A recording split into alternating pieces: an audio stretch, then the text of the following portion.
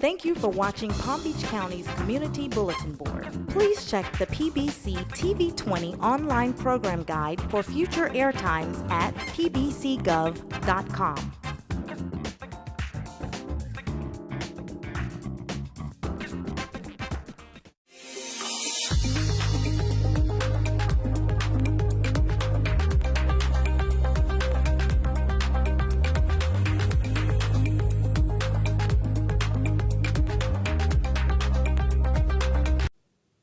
In 1909, the Florida legislature established Palm Beach County and gave the authority to a board of county commissioners to be the governing authority of that entity. Within our local board, we have 7 county commissioners, each independently elected as their own district commissioners. But today, District 3 is where we'll be broadcasting from. It encompasses the central part of Palm Beach County, where places like the main library, the Cox Science Center, John Prince Park, and the Palm Beach County Food Bank call home. The governor created a vacancy on the Board of County Commissioners with the appointment of one of our former county commissioners, Dave Kerner. And with that, the governor, in his power, appointed our guest today, Commissioner Michael A. Barnett, as the newest member of the Board of County Commissioners. We welcome Commissioner Michael Barnett to this edition of Commissioner Spotlight.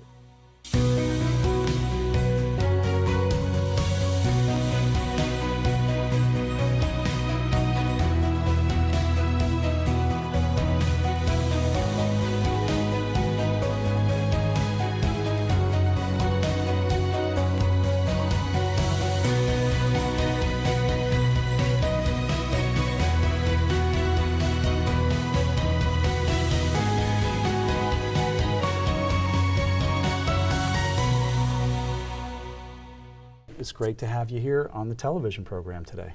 Oh, it's wonderful to be here with you. Thank you, Todd. And it's a cool place for you. We're here at the library, surrounded by a number of books. We've got some of our legal books in front of us today, and those help tell the story, I think, a little bit about your life and your journey. That started with your first few years in Queens, New York. Eventually, you moved here to Palm Beach County, and you spent an overwhelming part of your life here. What are some of your first memories that you remember about Palm Beach County when you came here? Well, I was in elementary school. Yeah. I spent a lot of time at Boca Raton Elementary. I grew up in Boca Raton. The friends I made walking to school, our after-school teachers, including Miss Jackson, who I got a chance to reconnect with recently. Going to the Deerfield Beach Pier on my bike with my brother Robert, and fishing from the pier every now and then. Yeah. Spending time walking to and from the Boca Raton Community Church, where we were placed into Vacation Bible School and the after-school youth program there. But also going to the library, going to the beach, and doing all the normal things that 10 and 11-year-old kids do. Yeah, and so you graduated from Boca Raton High School.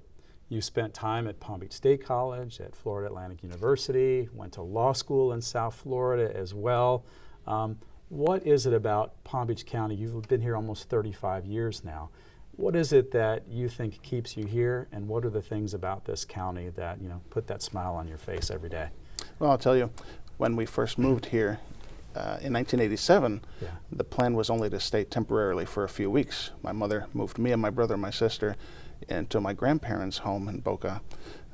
The plan was to move to Michigan after a few weeks' stay, but we loved it here so much we decided to stay. It was closer to family. 35 years later, it's the home I've grown accustomed to. It's all I know, and I don't think I could ever leave Palm Beach County. Yeah, and I think you've really kind of set your roots in Palm Beach County. And in your career, the leadership roles that you've taken on, I think, are ones that continue to draw you back here. Some of your earliest experiences with government, particularly in student government, that you experienced at Florida Atlantic University.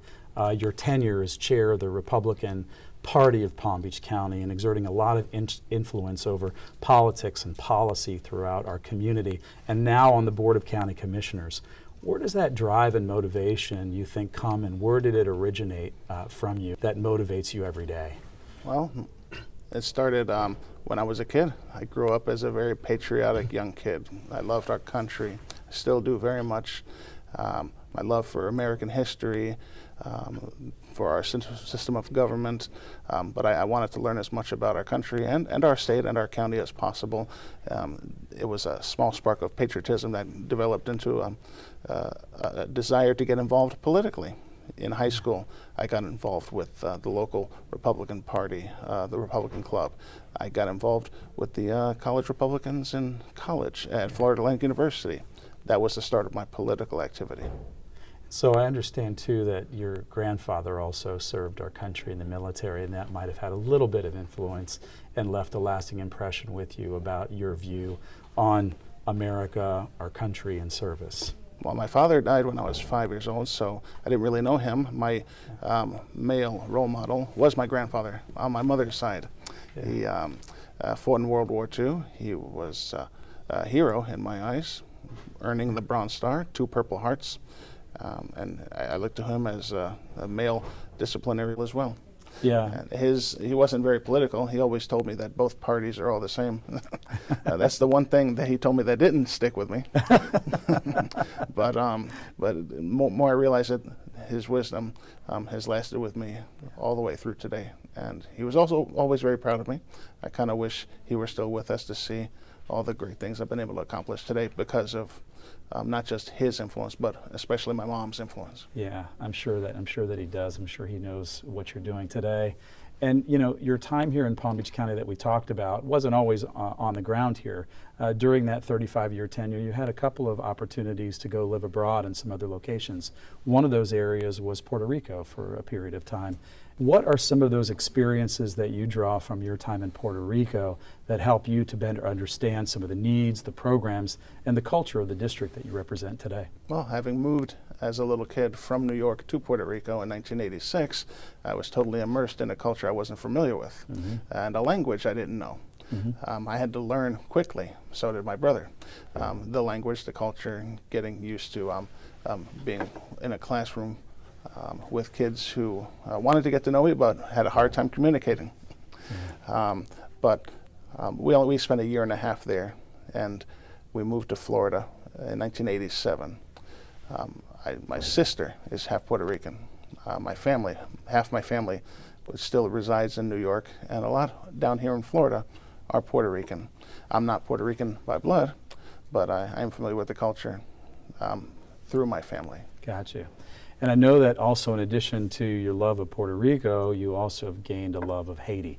And you've spent some time there on some mission trips and also in some hurricane recovery.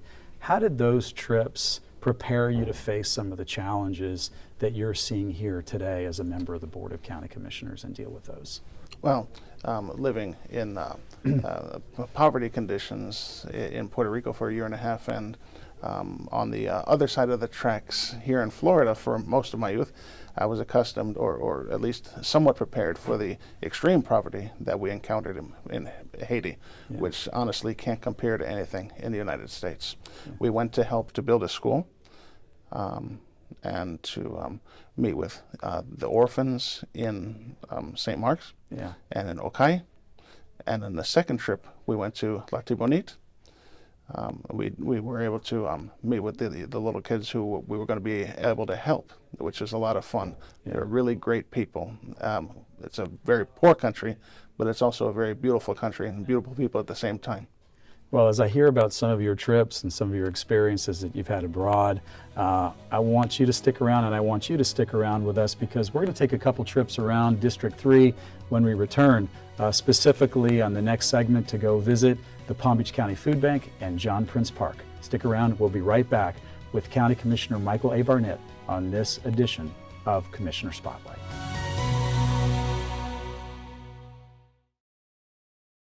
And I'm here to administer the oath of office to our new County Commissioner, Michael Barnett.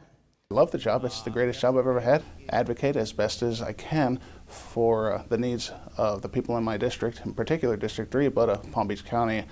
I, Michael Barnett, do solemnly swear I, Michael Barnett, do solemnly swear that I will support, protect, and defend that I will support, protect, and defend the Constitution and government of the United States and of the state of Florida, the Constitution and government of the United States and of the state of Florida, that I am duly qualified to hold office under the Constitution of the state, that I am duly qualified to hold office under the Constitution of the state, and that I will well and faithfully perform the duties of County Commissioner, and that I will well and faithfully perform the duties of County Commissioner, on which I am now about to enter. on which I am now about to enter. So help me God. So help me God. Congratulations, you are our next County Commissioner. And I'm learning from the inside just what kind of real impact my decisions as a commissioner makes on the lives of everyday people in this community, people I have to live with, and they have to live with me. So I would encourage all people who have any kind of interest in what goes on in Palm Beach County government to show up to our commission meetings and make your voices heard. This is my home. I've lived here in Palm Beach County for 35 years. I'm new to District 3, but I'm going to meet as many people as I can from around District 3 so they get to know me, so I understand them, understand what they expect of me as their representative on this esteemed board.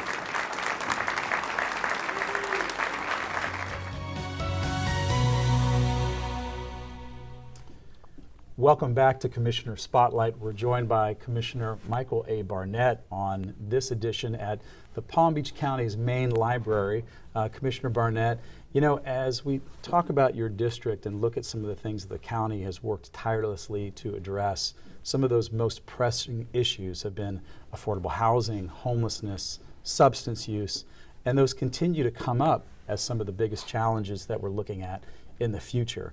One of your first acts as a county commissioner were several groundbreakings to a number of affordable and workforce housing communities throughout your district in Palm Beach County.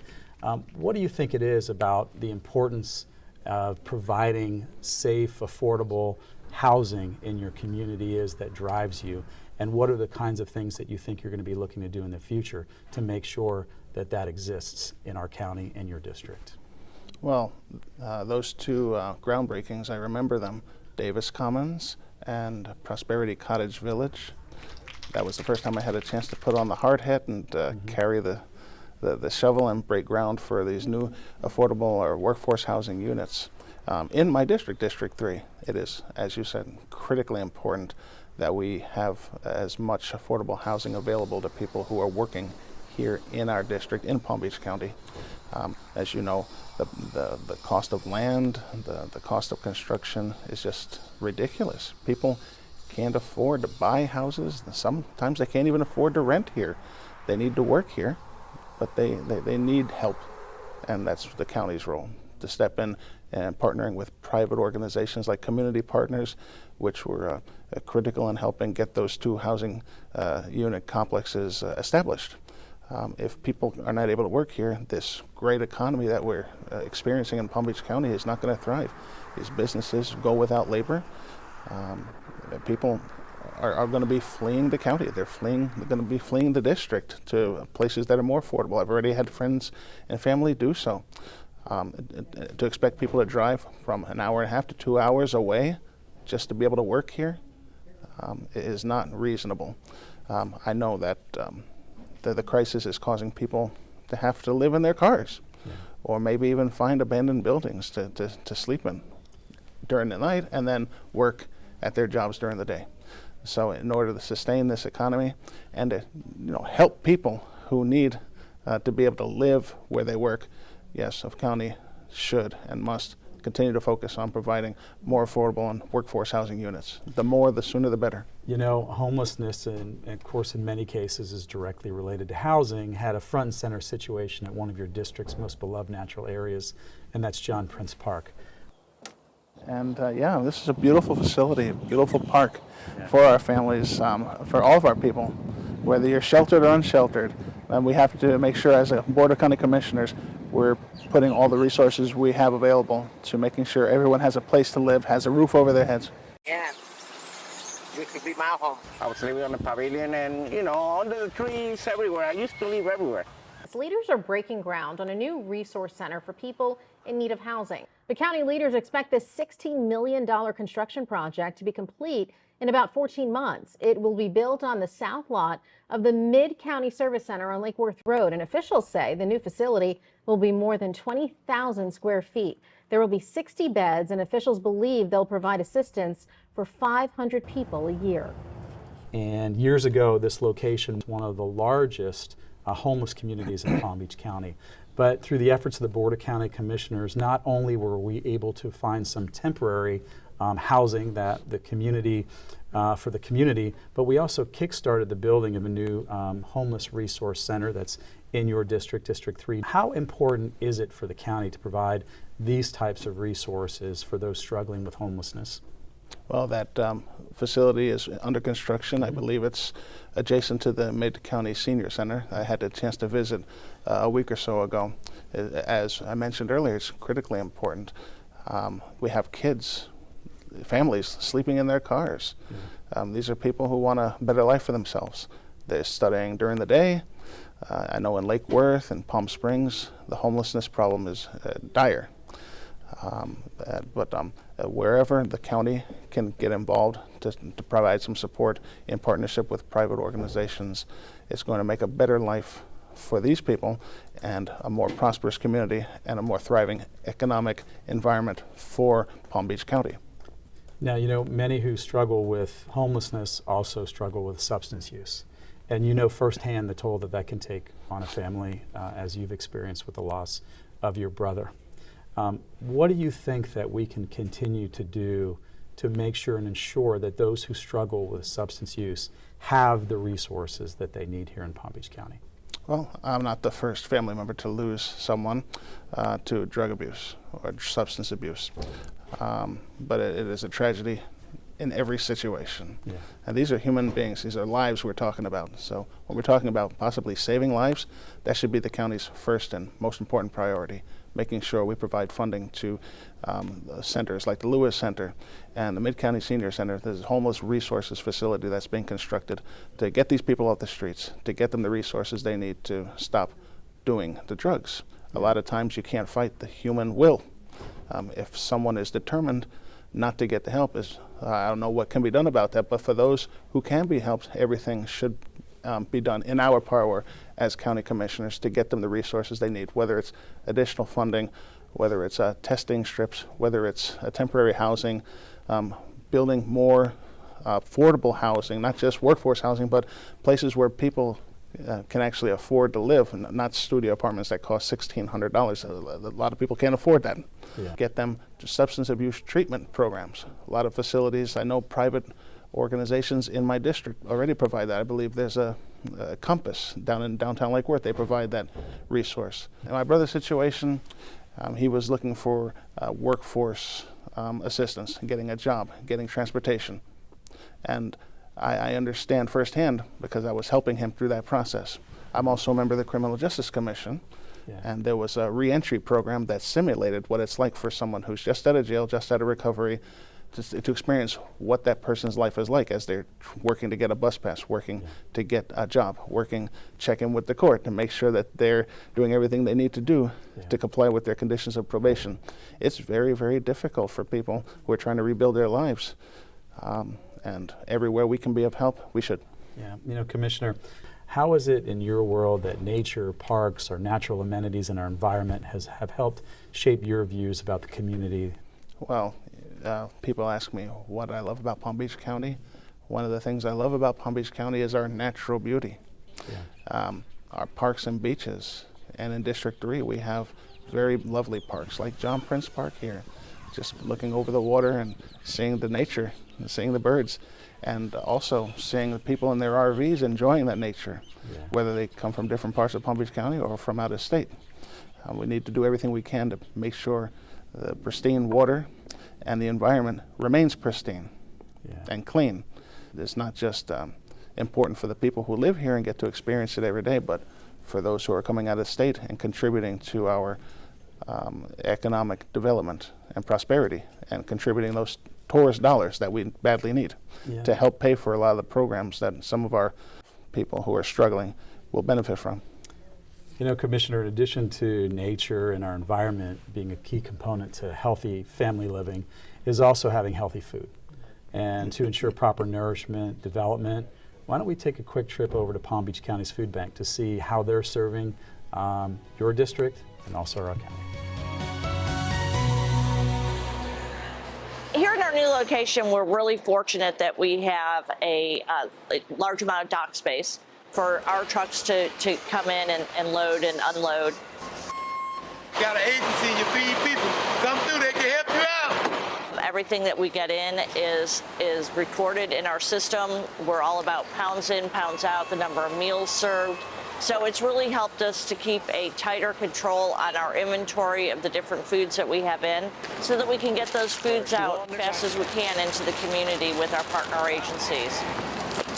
Lots of different stuff that comes in this room, rices everywhere. You just kind of see some of the fresh foods that they have, nice lettuces that they've got, a couple of oranges that we've got here. Commissioner Barnett is very in tune with the needs of his constituents here in District 3. Came and did a tour of the food bank and talked to us and really saw just how we work and how we work with a community that's in need. And he was very interested, and it's great for us because as a nonprofit, we really need all the partners we can. It takes a village. We're not in this alone. Wrap that up, and this goes on the pallet. We're food warriors. Nobody should go without food.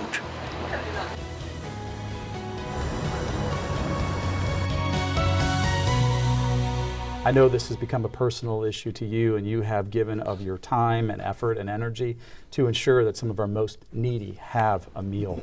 Maybe you can share with us how some of those experiences have helped shape your ideas and your thoughts on the importance of food in our community. Well, the time I've given is nothing compared to the time that people like Deputy Sheriff Mackey and Deputy Sheriff Maldonado and the groups they work with, like Adopt a Family, have given to families in my district and continue to give. They were gracious enough to allow me to participate in a food drive recently, a few weeks ago, at a small community. We were distributing boxes of all types of food to make sure that people were able to get what they need to sustain themselves for at least the next couple of weeks until the next food drive takes place. How do you think that works in partnership with some of our farmers and our ag producers to make sure that fresh food exists for everybody? I think it works as well as it should and needs to. We have a lot of farming resources in our own county, the best farming land in the country, a lot of people say, and a lot of excess. We have groups like Piro Farms. They came to my office and talked about how they take the food that is left over. It's still really good food, fresh food. They package it up and send it to food banks. They send it to churches. They send it to organizations like Adopt a Family so that they can make sure it goes to good use and doesn't go to waste. I've seen it with my own eyes. And the benefit that it provides for people who are struggling, and it's just really wonderful to see how grateful they are. I think if you just hang with us for another segment, there's some more places that we'll be able to see. Stick around. We'll be right back with another side trip to the Cox Science Center, one of the most important, fun, recreational, and learning institutions in District 3 in Palm Beach County. The Science Center is a huge player. We are the leading science educational institution here in Palm Beach County. We deal very closely with not just our local community, but with the school district, influencing all sorts of students. Hundreds of thousands of students are coming here on field trips all the time, provide some of the hands-on entertainment and exhibits that you can't really see anywhere else, and really working together to put the kids first, put their education first, but also have fun. If we're not having fun with what we're doing, then we're not doing it right.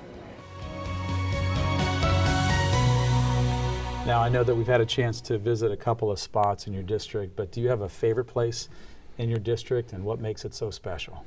I have a couple, but I really like the Cox Science Center, and it's really wonderful watching the kids there experience learning and the opportunities to just broaden their minds and learn the mysteries of how the world works and also how the universe works. Commissioner, this is one of my favorite spots in the county as well. Now, our county's invested a lot in innovative science over the years, and this is one of those places where kids can come and access all kinds of science technology to help grow their curiosity. And this is right in line with that intellectual curiosity that we can produce scientists and inventors and critical thinkers. How do you think we best do that to grow economic development in our county and to prepare our kids to meet those needs of our future workforce in the future? More places like this. We need to encourage the school district to have more field trips to science centers, not just the Cox Science Centers, but the Dreher Park Zoo, the Palm Beach Zoo, a place where kids can come and learn about all the different alternatives and opportunities that exist for them career-wise. We need to do more of that and less encouraging them to be sports stars or internet stars or YouTube stars or whatever. We need to foster in the minds of these children a desire to become successful engineers, lawyers, doctors, scientists, and that's why I love the Cox Center. It gives kids an idea of what it means to be successful aside from what social media tells them is success. Maybe share a little bit of your early thoughts in the area of science and what interests you so much in that. Well, I have an interest in astrophysics. I didn't ever want to really be an astrophysicist. Actually, I always wanted to be a doctor. When I was in community college, my professor of anatomy was disappointed that I went to law school instead of medical school. Yeah. I guess that comes from my mom. She used to work for doctors doing transcription and work and working as an office manager for several doctors. That developed my love for anatomy physiology, but I also have a love for, like I said, how the universe works, the mysteries of black holes, and the nature of time and space-time. Yeah. What existence really means at the largest levels to the very tiniest quantum levels. Yeah. You know, conversations that I know that you've had and we've had in the past about infrastructure in your community and laying some of those foundations in the district that you represent. How do you think that some of those needs can be best fixed, placed in your time in the County Commission, and where are you going to focus some of those infrastructure efforts going forward in the coming years? Well, solving our county's infrastructure problems are more difficult than solving the mysteries of the universe. Yeah, but yes, Palm Beach County District 3 has a lot of issues that need to be addressed, especially when it comes to the aging infrastructure, the sewer systems that need to be developed. People are relying on septic, which is not really good for our water supply with the leakage and contamination problems that some of our municipalities are dealing with right now, particularly Lake Clark Shores and Green Acres. I know the municipalities are working with the counties to get money from the state to engage in this conversion program for the residents. Yeah. Well, I know even still a lot of the residents are going to have to put a pretty penny up in order to help pay for the conversion, and the county has prioritized making the septic to sewer conversion in the parks #1 priority. We got to figure out how to be able to resolve both priorities, and the money is scarce. But I know you and Ed Chase and our wonderful team at Palm Beach County is working really hard in trying to bring that money home from Tallahassee to Palm Beach County. So, Commissioner, you know, I know that there have been a couple of times where I've heard you mention your mother and your mom's influence over you and the events in your life. I know that she's no longer with us anymore, but what do you think she'd be saying right now if she could see you in your capacity as a member of the Board of County Commissioners? I think she'd be proud. She wouldn't be surprised.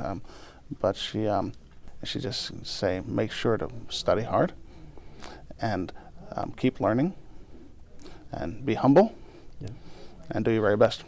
And as we end our Commissioner Spotlight today, just as you look and project forward in District 3 over the coming year and years, you know, what do you see as your biggest priorities, and where do you think you're going to keep your finger on the pulse going forward?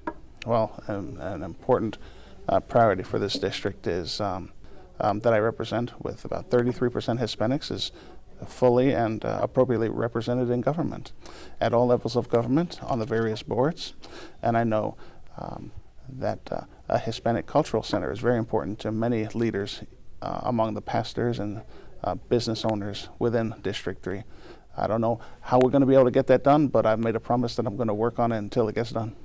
Well, Commissioner, I thank you very much for spending some time with us today and for taking us on a little tour of some of the most important parts of District 3, and we thank you for joining us as well.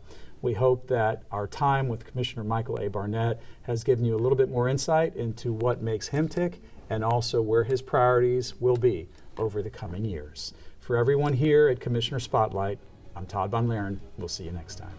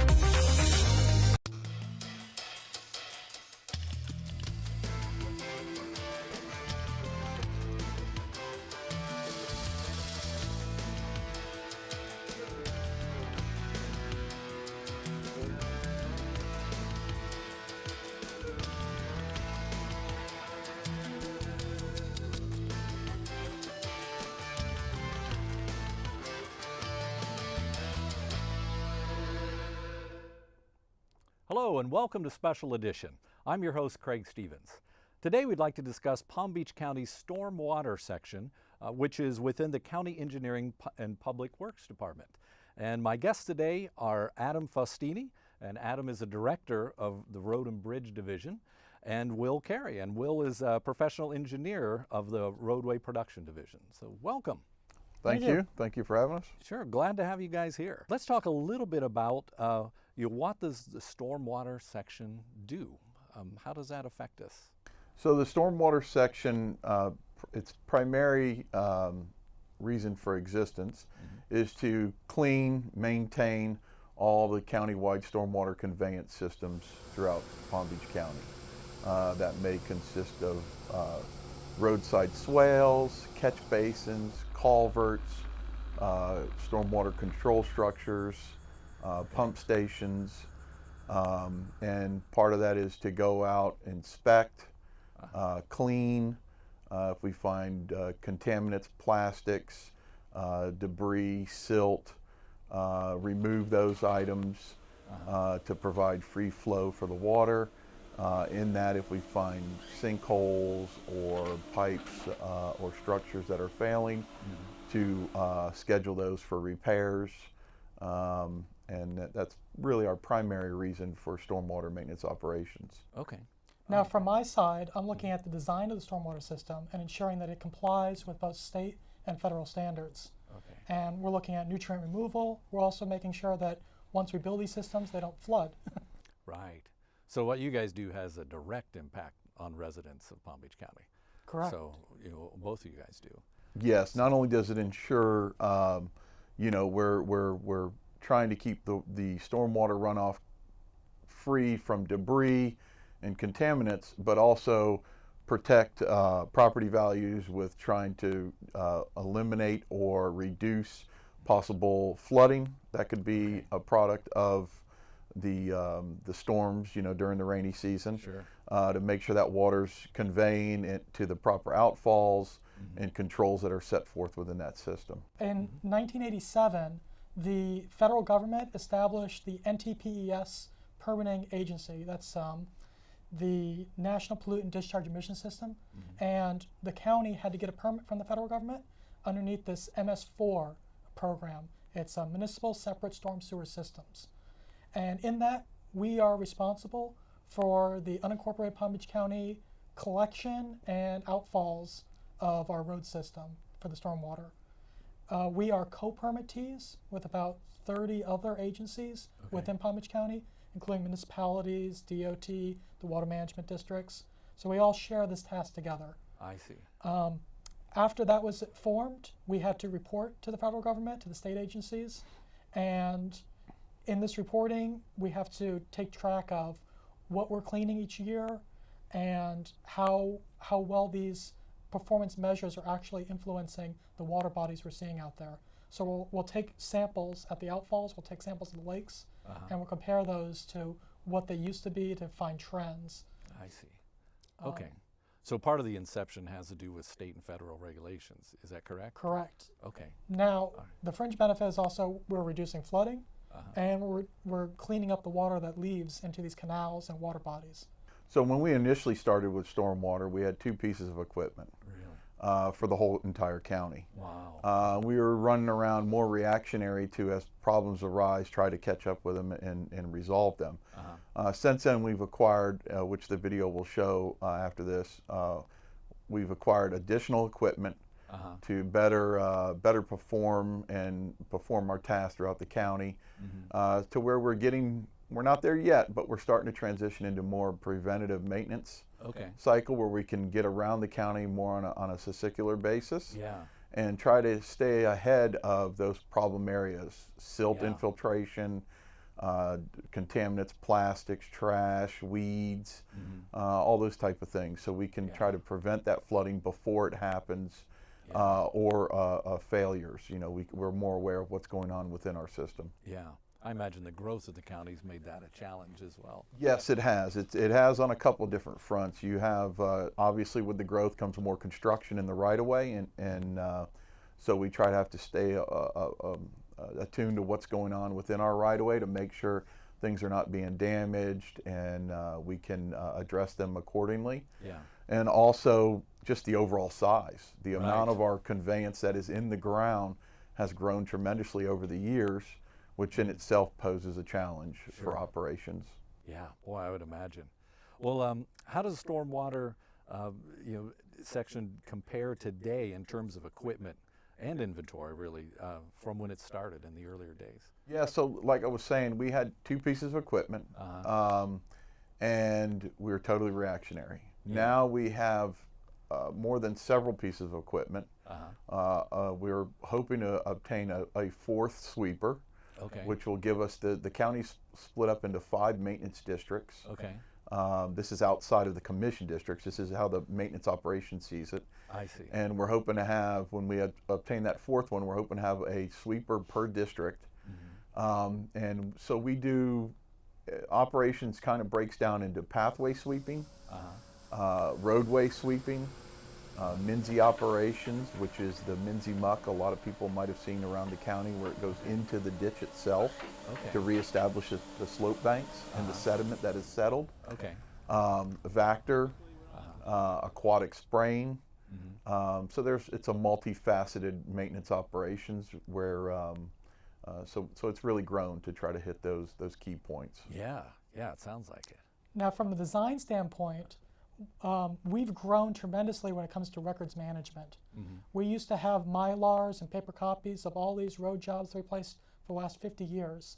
Each of these road plans contains what the drainage system looks like. You can make educated guesses from the ground, from above ground, but you really need the plans to understand what's happening.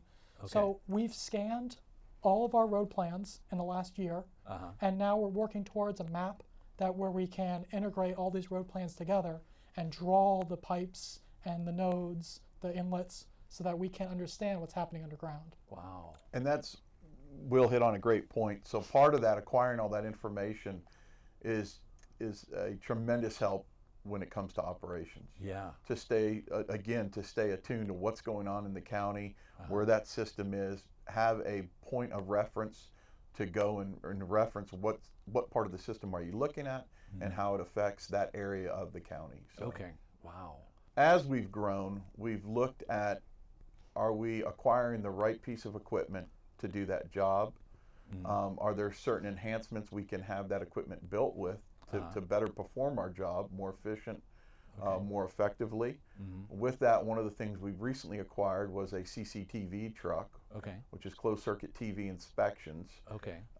It's been wrapped with our slogan and mascot. Oh, cool. And so we can kind of get the word out as we're in those neighborhoods working to be able to we use that to televise, inspect our pipes, our basins, to see what's going on underground. Wow.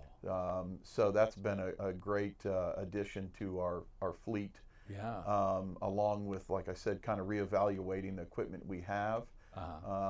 Some of the new equipment we've acquired along with the CCTV, we've looked at and we've been able to have it constructed with better water capabilities as far as jet nozzles go, to clean the pipe more efficiently, consuming less water, and better performing engines and blower fans in our sweepers and other things. So without getting into details, but it's kind of, it's just a better performing vehicle overall to do those stormwater aspects. Yeah. To give our viewers some perspective, what are some of the long-term effects that would happen if, say, none of these functions were being responsibly handled, or if they were completely missing?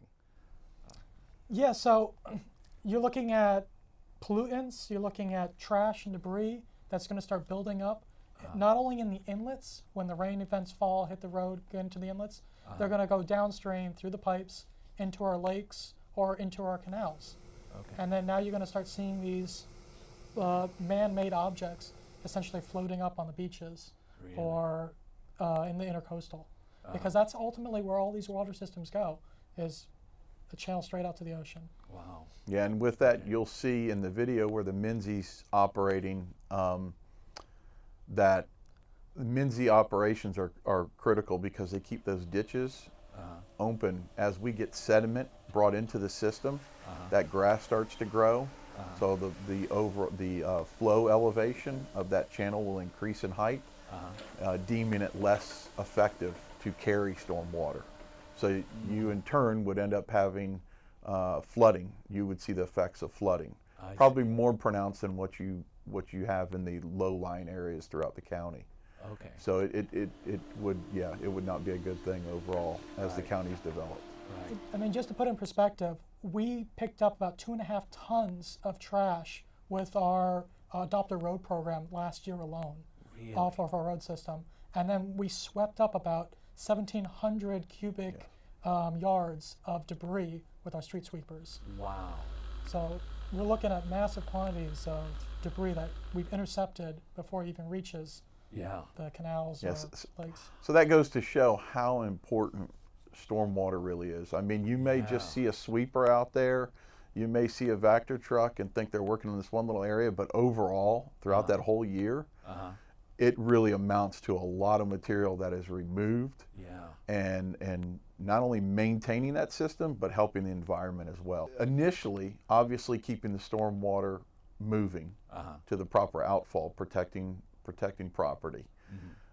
Second of all, though, it's also providing an area for treatment, which Will can elaborate on, which is key because we do want the water to go to the swales and allow it to filtrate, percolate, to treat that water. So it serves that purpose in that role. Okay. Yeah, we're looking at removing nitrogen and phosphorus and fecal chloroform from the water, and together those will make a untenable environment for the marine life out there, either freshwater or saltwater.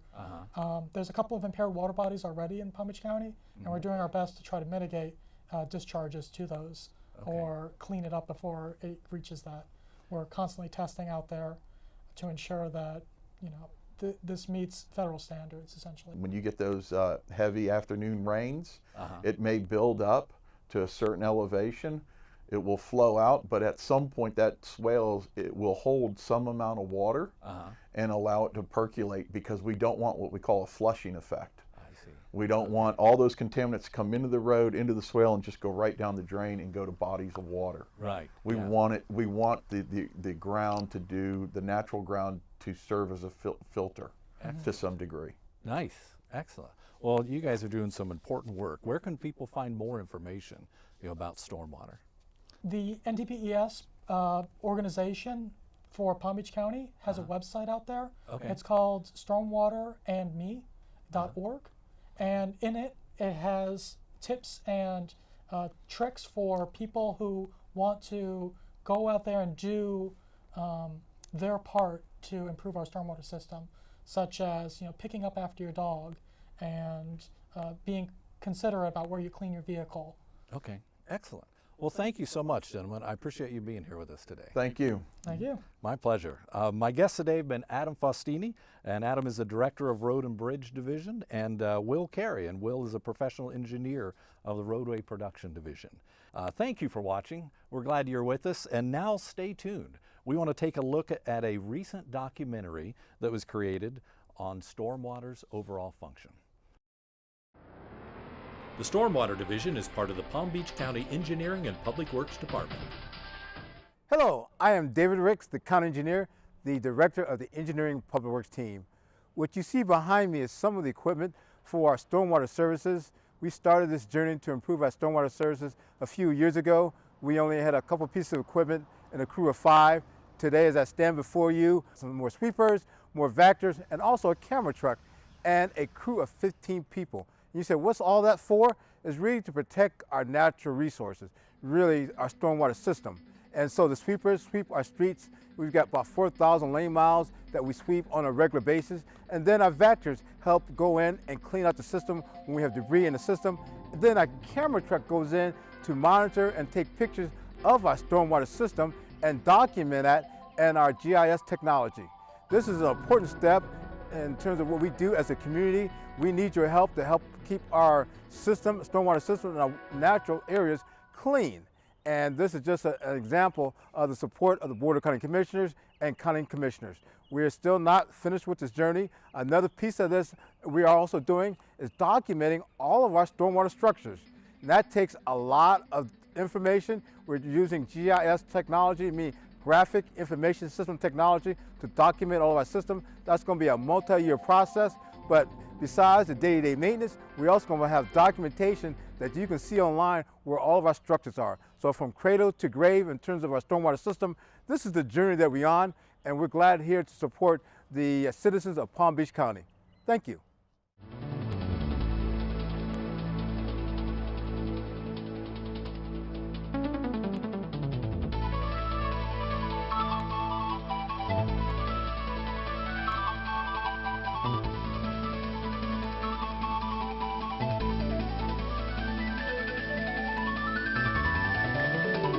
In addition to maintaining Palm Beach County's stormwater infrastructure, the division contributes to the reduction of water pollution by exercising best management practices, or BMPs.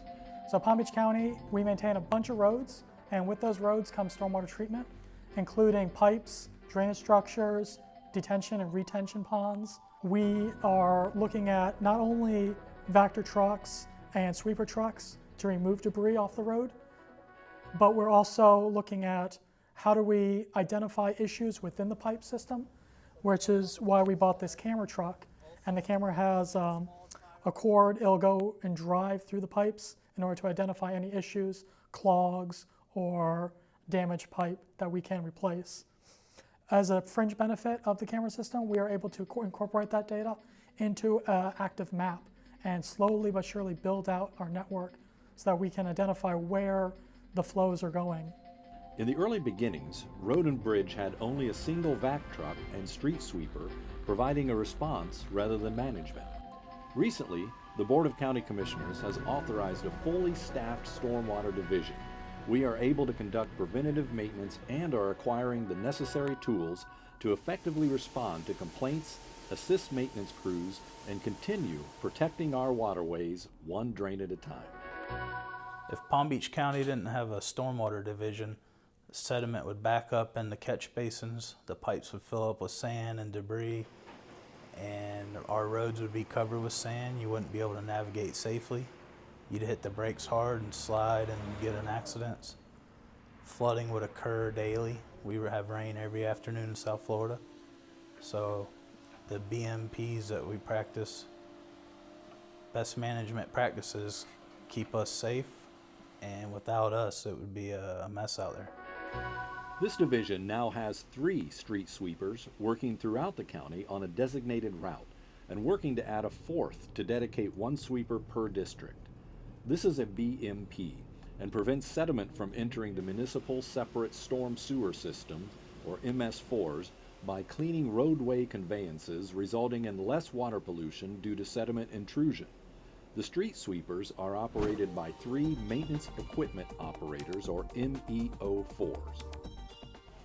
And as it sweeps, the vacuum picks it up and it loads a hopper.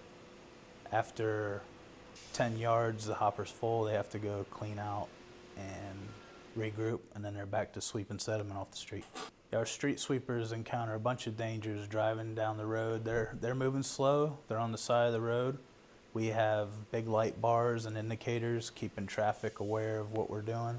That way they have opportunity to go around and safely pass our sweepers, because they're out there, they're big, and they're moving slow. When you running a sweeper and everything, whatever, you got to make sure that the traffic is clear and stuff like that while you're operating. And like I said, it's definitely all about just picking up all the material and making sure when you're backing up and stuff like that, that your back view is clear and everything is getting picked up like it's supposed to, so you can be able to do your job. Yeah, this is a control panel. Okay. This controls all the safety lights and RPMs, and turn the power, the ray engine on.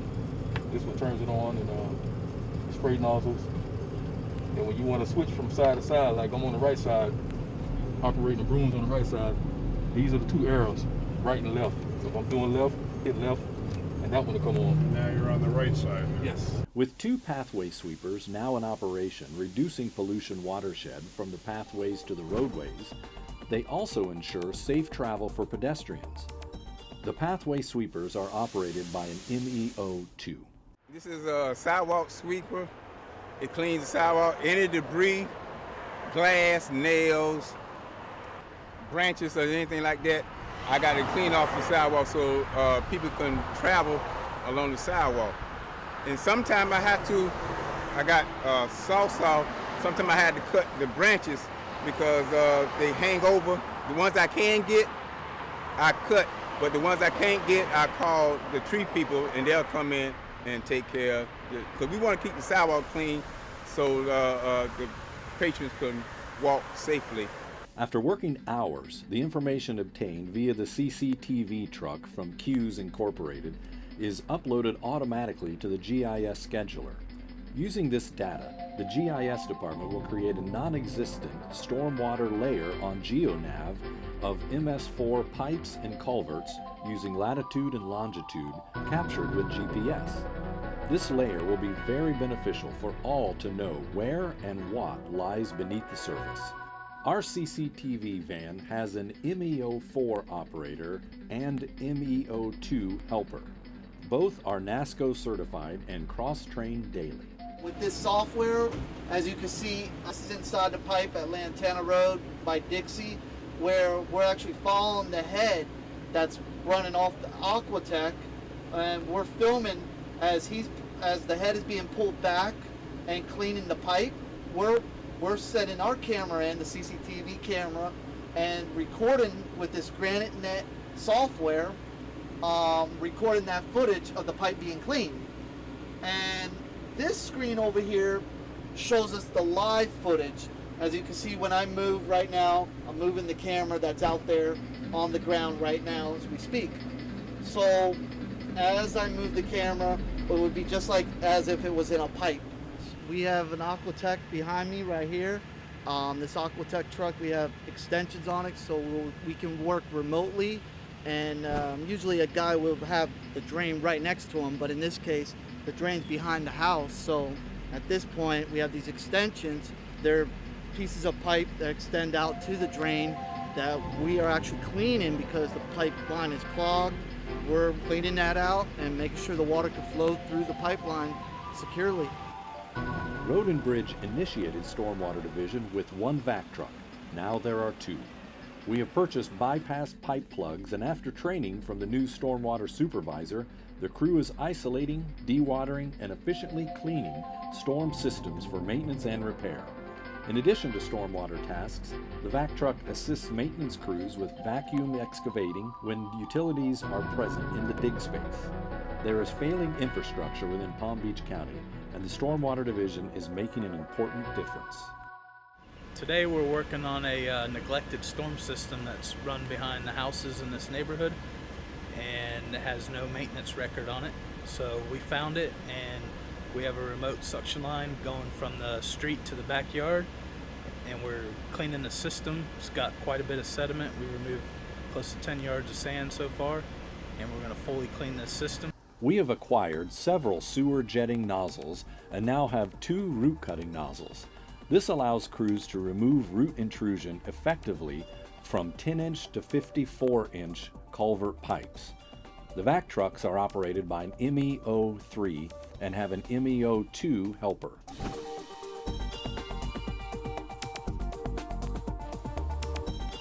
One of our most impressive groups is our Minzy Muck team. 3 MEO4s operate these amphibious excavators through some of the steepest and most challenging ditches in South Florida. Behind me is our Minzy Muck amphibious excavator. Our Minzy Muck excavator is very special because it can drive through the canal while it's full of water. It can fix washouts and grade and remove down trees that obstruct water flow, and it does a great part in our best management practices.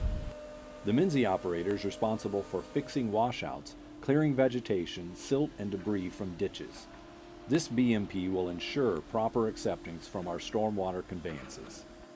We are identifying a stormwater plan so that we can move from this reactive to a proactive maintenance treatment schedule. The plan will identify best management practices as well as look to our MS4 partners of how we can model our data so that not only will our field crews and designers and developers understand what's out there in the field, but we can also respond to incidents. We can look to see where the water's flowing and hopefully model it one day to look to see how we are impacting impaired water bodies throughout the county. This is the L2 stormwater pump station, and what we do is move stormwater from the L2 canal past the storm station and move the water to the C51 canal so that these neighborhoods to the west of us do not flood. I believe all the lakes and canals to the west in a bad storm with a lot of rain have no way to drain because there's one little canal that goes around the airport to the west and there's a canal that goes around the airport to the east. There's no way for the water to get fast enough out of this area to the C51 if you're not pushing it with a big pump.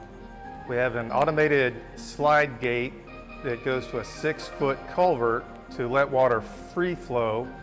We have stilling wells that measure the water levels on upstream and downstream.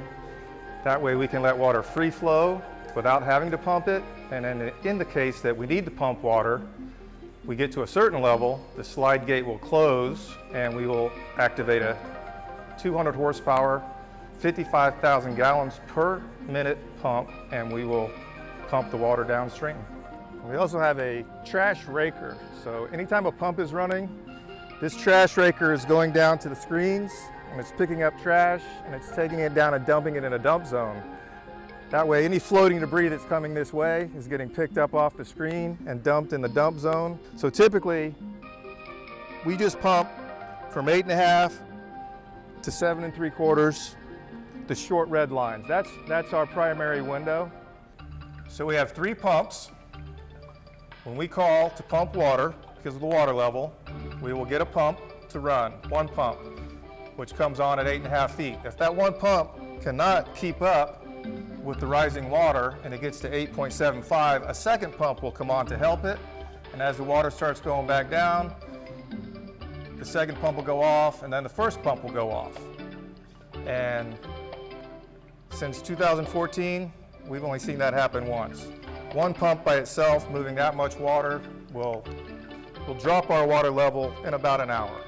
I'm here today to talk to you all about the impact of the new stormwater section in Palm Beach County's engineering department, particularly on our estuaries here. These are amazing places like the Loxahatchee River Estuary and Lake Worth Lagoon. And our estuaries are these nurseries, these incredible places where fish grow up and sea turtles and manatees, but they're also these incredible economic drivers here in the county. And so what happens is all of the land that's developed in the county, when it rains, all that water funnels through our stormwater system and ends up collected in our estuaries. And so what the stormwater section is doing is it's short-circuiting these sediments that are trapped in these storm drains and loaded with nutrients from ending up in our estuaries. They're cleaning them out and making sure that those sediments after rainfall don't make it into these special places. So we want to thank you all for the work you're doing for protecting our natural resources here in Palm Beach County. The people of Palm Beach County will continue to benefit greatly with the Stormwater Division being able to provide regular maintenance to avoid sediment accumulation, to prevent loss of storage volume, ensure proper flow conditions and operation, recover litter and debris to better deliver quality runoff into waterways, ensuring public health, safety, and welfare. The Stormwater Division is part of the Palm Beach County Engineering and Public Works Department.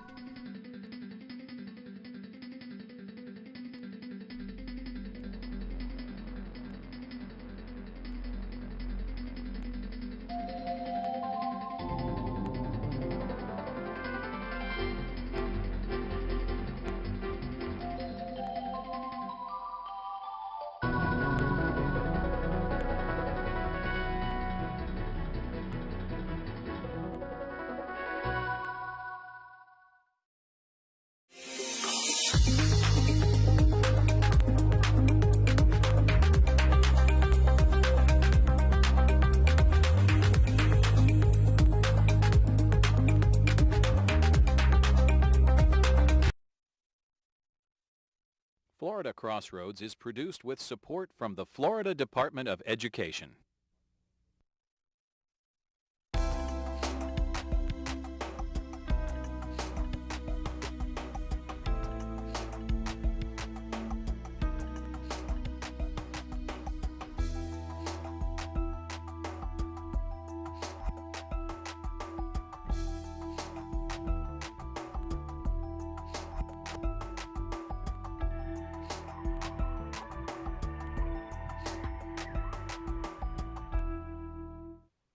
Hello and welcome to Florida Crossroads. I'm Beth Switzer.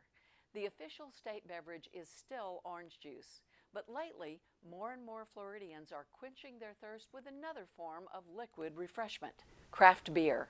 Florida brewers are producing well over 1 million barrels every year. In Sunshine State Suds, producer Rebecca Baer takes us on a journey along Florida's Ale Trail and introduces us to a trend some say is just getting started. Right.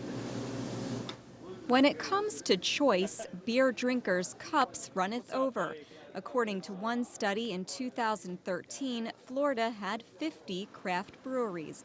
By 2017, that number jumped to well over 200. I don't know the exact number because, oops, I think another one just opened. Gerard Wallen is the founder of the website Beer in Florida and is the author of a guide to Florida breweries. Speaking with us at a local brewery, Marker 48 near Weeki Wachee, he explained what it means to be a craft brewer, as defined by the Brewers Association, a national industry group.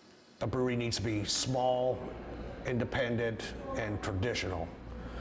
And their definition of small is 6 million barrels, up to 6 million barrels per year. That may sound like a lot, and it does allow national brands like Sam Adams and Tampa Brewed Yingling to fall into the category of craft beer. But by comparison, Anheuser-Busch produces 250 million barrels of beer each year.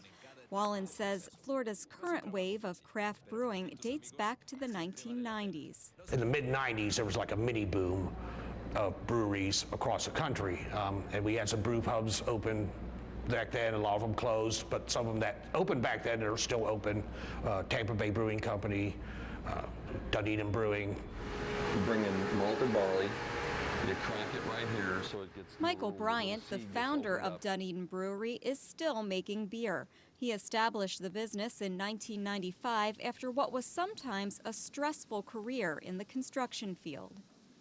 You know, permits are hard to get. The client wants the permits right now. The subs need to make money. The client wants it done for free, and you're just in the middle trying to satisfy everybody. Then he turned a hobby, home brewing, into a job. What I liked about craft, we're making beer. I started as a winemaker as a kid. That people enjoyed, had fun, laughed because of your product. But it wasn't always easy. He said at first people were unfamiliar with craft beer and were often intimidated. They didn't know whether to come in or not. They would come in here and see people of all walks of life and go, oh, what? They feel uncomfortable. And or see beers up there, they go, what? what are those things? I don't even know what to ask for. So they would ask for a mainstream beer. We go, well, we don't have a mainstream beer. They want, well, I want domestic beer. Well, we are domestic. This is American beer. And you give them the lightest beer you have. That's when we had to start making lighter beers, but still keep the other. And then people started, they got their confidence and all this, and they spread the word and brought friends, and they did it the same, other places. In just a few years, 7 more breweries sprung up in the small Tampa Bay town of Dunedin, many within walking distance of each other. It's made the place a travel destination for fans of craft beer and their families. And if we have 8 in one town, they're probably going to go, well, you can go to Dunedin.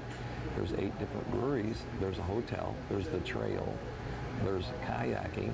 There's fishing. If you like the beaches, you got Honeymoon Island. So it just kind of made sense, In fact, the entire Tampa Bay region has become the epicenter for craft beer in Florida. And while Dunedin Brewery bills itself as the oldest brewery in Florida, Bryant, Wallen, and others say it was a more recent establishment that really put Tampa on the craft beer map. So clearly there's a reason we all want to work here. We all love this beer and the product and the type of community that it has already brought around. They're all talking about Cigar City, which started brewing in 2009. The company was founded by Tampa native Joey Redner, who along with brewmaster Wayne Wombles knew early on they had to get their name out there to be successful.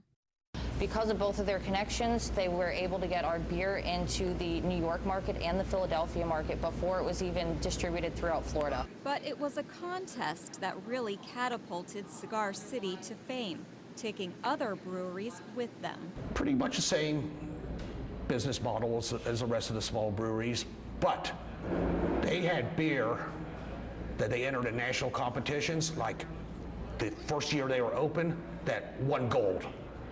And then the rest of the country started looking at Florida and saying, hey, they're making some pretty good beer there. Today, consumers can buy Cigar City beer in more than a dozen states.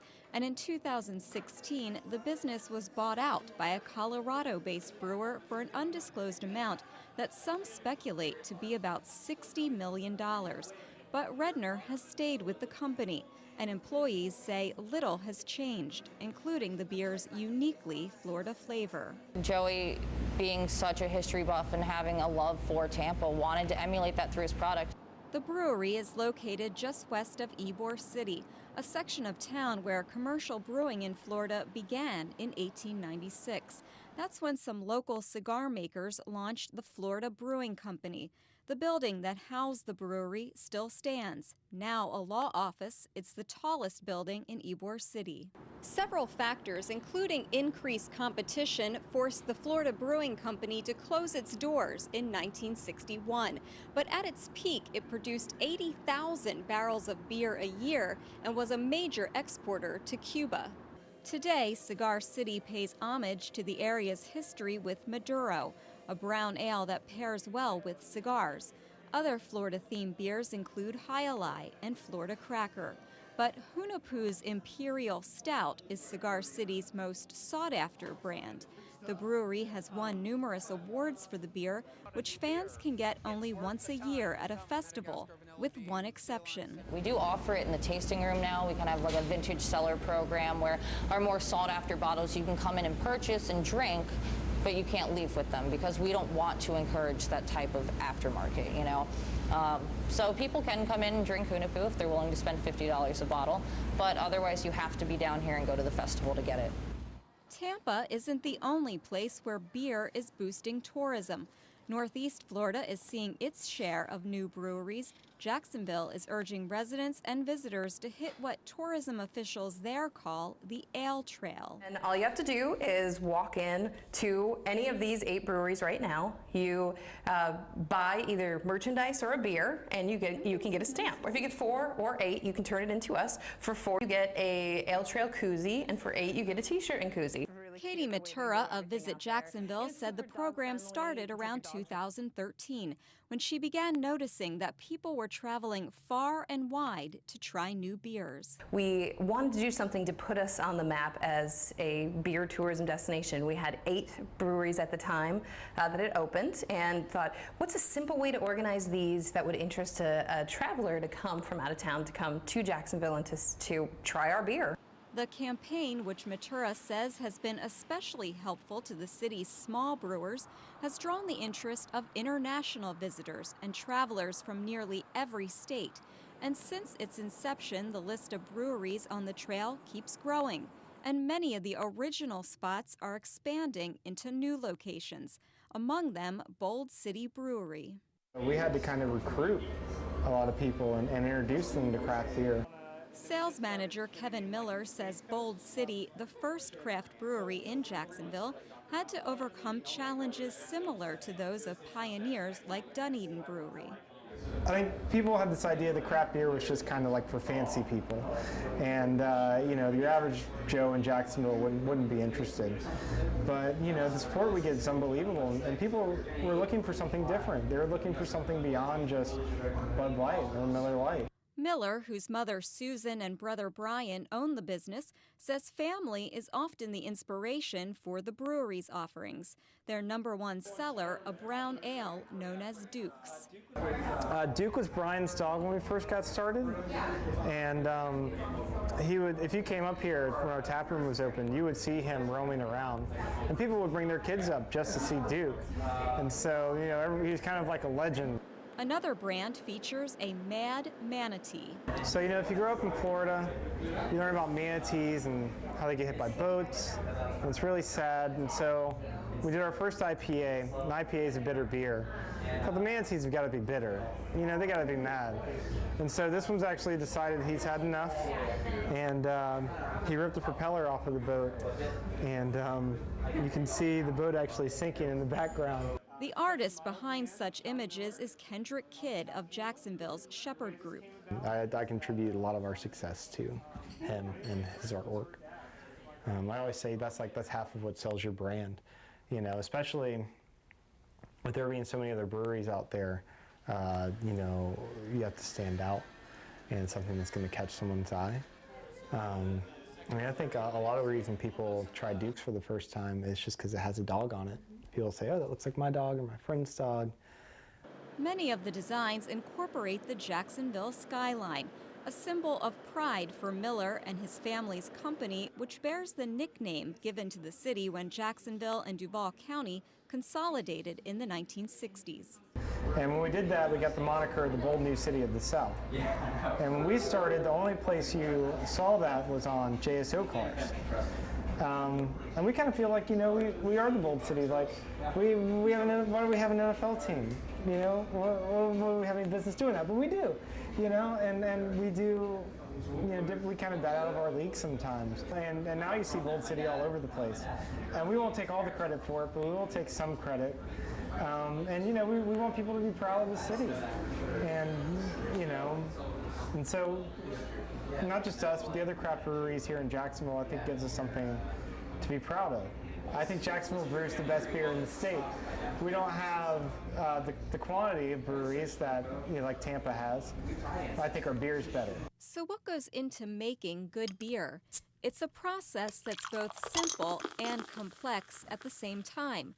Simple because at a basic level, beer is made with just 4 ingredients: water, grain, typically barley, a plant called hops, and yeast. It can get complex, though, as various combinations of those ingredients create different tastes, colors, and aromas. As we learn touring the various breweries, the process begins in a container called a mash tun. That's where malted grain is soaked in hot water and enzymes break down to create a sugary substance known as wort. The water and grains are discarded, and the wort is then moved to a kettle where it's brought to a boil. Brewers then add the hops, which work as a sort of bittering agent, and sometimes fruits, spices, or flavor extracts. The liquid is then moved to a fermenter, where yeast is added. The yeast consumes the sugars and in the process expels carbon dioxide and alcohol. The amount of time required in the fermenter varies depending on the type of beer, but generally it's 1 to 3 weeks. Next, the beer is transferred to another tank where it gets carbonated. After that, it's bottled or put in kegs and shipped off to a bar or store or served in brewery tap rooms. And while places like Cigar City, one of the largest craft breweries in the state, are churning out enough beer to distribute to other states, others are operating on a much smaller scale. We're a true nano brewery. Everything's small scale. It's brewed in-house, fermented here, carbonated here, served here. We utilize we get 2 little brewing systems here. One's a half barrel, which is 16 gallons, and one's a 1 barrel system, which is 31 gallons. We utilize a 3-vessel system. It's a lot of the bigger breweries have 4 or 5 kettles to kind of really get things moving a little further. But we're pretty small, so we just do the 3-vessel setup. Rob Larson gives us a tour of the Clearwater Brewery he and Lisa Colburn started in 2016. The couple calls it Grindhouse, your friendly neighborhood brew lab. People really like to sit around the bar and talk to each other and talk to us, and as they start to make friends and they start to know each other, and then they come back and they meet each other again, so it's really cool. This is a strawberry rhubarb cream ale. We add the strawberry and rhubarb about halfway through fermentation. They say experimenting with new beers and educating people about them is a passion. A cream ale is one of the only American styles of craft beer. It started coming around the mid-late 1800s, and before the 1800s, most of the beer was kind of heavier ales and porters and things. But the German immigrants started coming around the 1800s. They started producing these light lagers, and American taste kind of changed more towards that. The ale brewers, in an attempt to kind of compete with the lager brewers, started producing the lightest ale they possibly could, and they had started adding some flake corn and some other things to lighten the body of the beer. So it's one of the truly American styles. They'll even show you how to make them yourself at home. These are caramel grains over here. A home brew store adjoins the brewery and tap room. Larson says if you can cook, you can brew.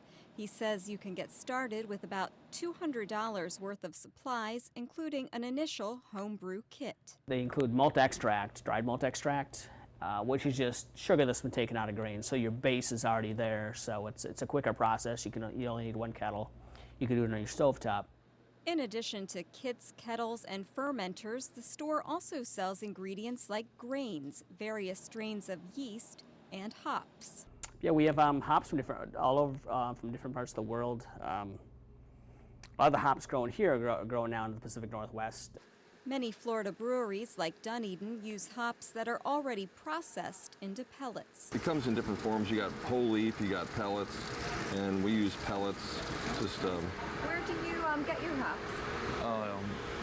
England, Czechoslovakia, West Coast, New Zealand, all over the world now. South Africa has hops now. I mean, a lot of people, any place beer is made, they've got hops growing somewhere. In Florida, somewhere is a University of Florida research center in Apopka. Here, Professor Brian Pearson oversees a project he, as an avid home brewer, began on his own. When I used the hops that I had, they just weren't as fresh as I thought they could be.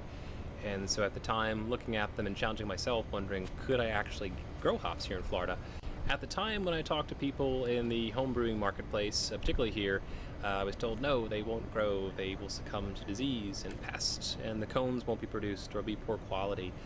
Every doomsday potential was put forth, and being a bit stubborn, I just want to know for myself if it was possible. It's since grown into a grant-funded venture that has drawn a lot of interest. And so even to this day, daily phone calls, daily emails from brewers, home brewers, and also growers, particularly citrus growers that have lost acreage, unfortunately, to citrus greening, looking to diversify the crops they're growing. Many historians say brewers first began using hops in Germany in the 13th century. Prior to that, beer was mainly flavored with herbs and spices. Later, they discovered that hops not only added flavor, but acted as a preservative. Pearson admits the plant's appearance, similar to that of cannabis or marijuana, gave him pause at first. In fact, the plants are related, and while hops don't get drinkers high, they do have an effect. Hops do have a natural sedative effect, and so if you look at a lot of over-the-counter sleep aids and medications, you'll see hops on it. Anecdotally, also if you consume India Pale Ales or IPAs, they have higher hop rates, and they use them in larger concentrations and volume. Also higher alcohol, but the additional volume of hops and massive hops used in those beers ends up leaving consumers to feel a bit more relaxed. Pearson says several breweries are using his hops in their IPAs, but he says the plant's outlook for long-term success in Florida is still an unknown. And what do you think based on what you've seen so far? Is this a viable crop in Florida? Great question. The biggest question really that would help answer that is what is consumer preferences and the economic value of the hops? And so we have seen some farms here that have been producing hops and using them for several years and have been successful. However, adopting a model similar to the Pacific Northwest where we have huge acreage farms, it's still very early before we can probably answer that. Many other Florida-grown ingredients are being used by brewers. One Palm Harbor establishment, Stilt House Brewery, grows its own basil and peppers right on the premises. Others contract for large amounts of produce and get the seal of approval from the state's Department of Agriculture. It's been really cool to develop the beers around Florida agriculture. We've got our Clearwater honey cream, which we use Florida orange blossom honey and orange peel, and then our Lucky Lucy strawberry blonde that uses Plant City strawberries. So we reached out to Fresh from Florida, and they're really excited about our industry, the brewing industry, and that we were using Florida crops in our beers. Both of those beers are core beers, so we've actually contracted this year 8,000 pounds of Florida strawberries, just so that we can continue to make our Lucky Lucy strawberry blondes. Year-round. Yeah. Ken and Julia Rosenthal are the founders of Paradise Brewing. Both engineers by training, these days they think of themselves more as artists. We don't do a lot of sweet beers. We do relatively dry. You get the fruit character and the nice tartness of the strawberries. It accentuates the beer, but it's still a beer. But yeah, it's not too sweet. If you open a beer and jumps out and smacks you in the face, they're probably not using real fruit. They're using some sort of syrup or some extracts. And as an artisan, we're making an artisanal product. As an artisan, we know how to use our fruits. We know how to use the characteristics, or the fruits or the spices that we want to get characteristics out of. And so we don't use an eyedropper of an extract. I think that takes the art out of the art. Ken even takes the description of his beer to a whole new creative level. There's a lot of big, bold roast coffee in it. There's a little dark chocolate bitterness. There's a little bit of a toffee sweetness that underlies it. But it is an oatmeal stout, so it has this nice velvety mouthfeel to it, just a creamy mouthfeel, just very easy to drink. What I'm going for is a symphony in a glass. While the Rosenthals cut their brewing teeth working for Anheuser-Busch in New York before returning to their native Florida, the next generation of brewmasters are being trained right here. So that's Vienna. Oh no, yeah, so that's the wheat right there. Cool.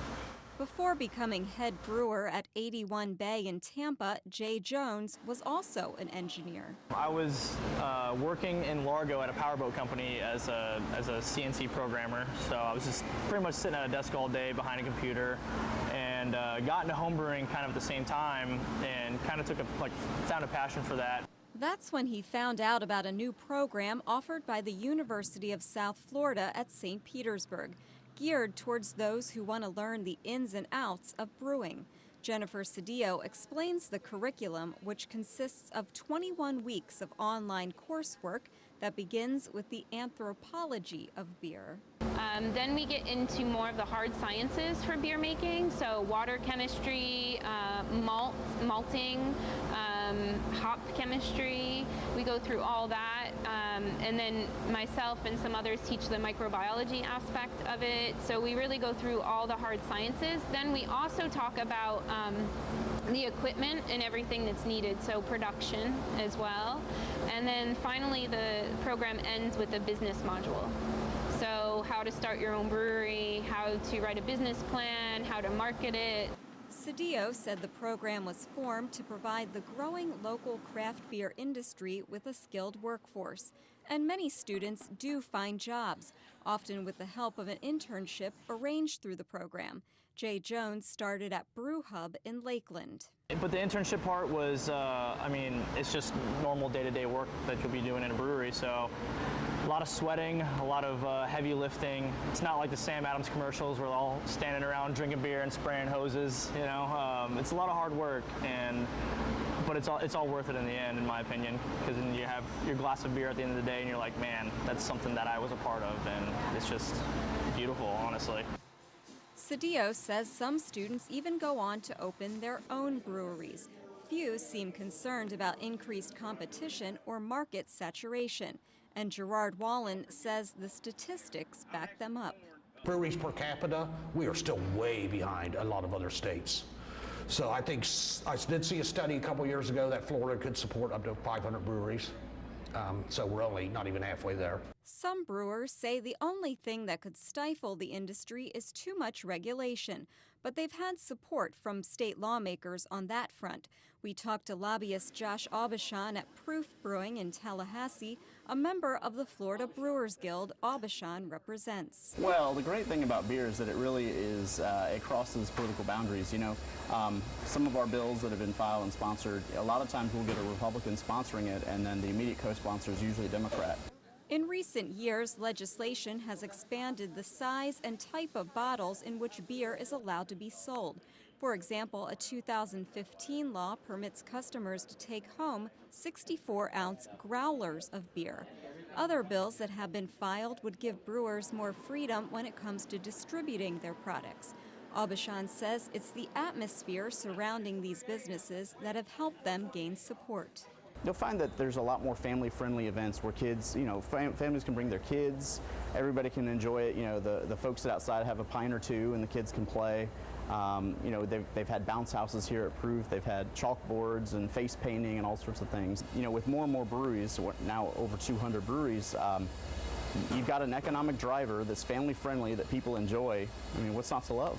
A University of Florida study found that the economic impact of the industry, both direct and indirect, was $432 million in 2013. At its peak, researchers say the industry could contribute as much as $2.5 billion and 40,000 jobs to the state's economy. Plus, brewers say there's more than enough beer to go around. You can brew beer for your entire life, and if you don't want to brew the same beer over again, you'd have no problem doing that. The problem, they say, is often deciding which one they like best. What's your favorite beer? Oh, man. Oh, I hate when people ask me this. Everyone asks that, right? What is your favorite beer?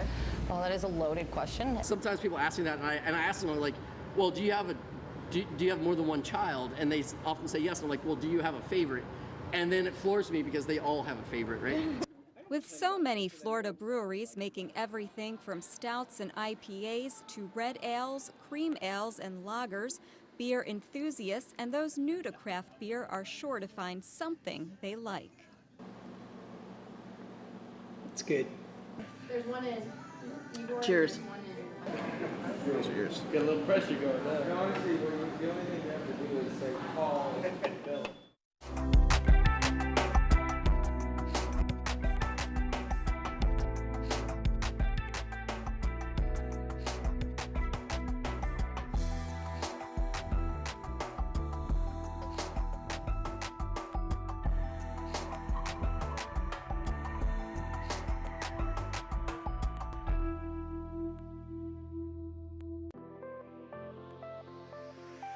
So how long have you been riding Palm Tran?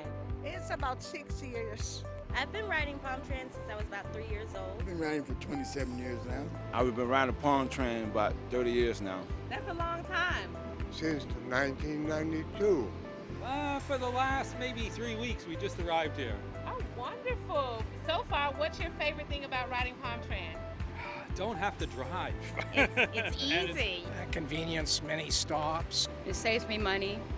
and I get to meet interesting people. The rapport I get from the drivers, I like the service that I get is timely. I can always count on getting there on time. Well, it's mostly sufficient. It has the ramps with the lifts so we can pick up the wheelchairs. Even though I got my own driver's license, I still have my Palm Tran ID. The drivers are great. The people that ride it are good people. We ride Palm Tran because It's so easy to get around town. We love it. My name is Joe Harrison. I ride Palm Tran because they're dependable. My name is Darcel, and I ride Palm Tran because it's convenient. My name is Janice Carter, and I ride Palm Tran because it gets me back and forth to work. We're the Davises, and we ride Palm Tran because we love it.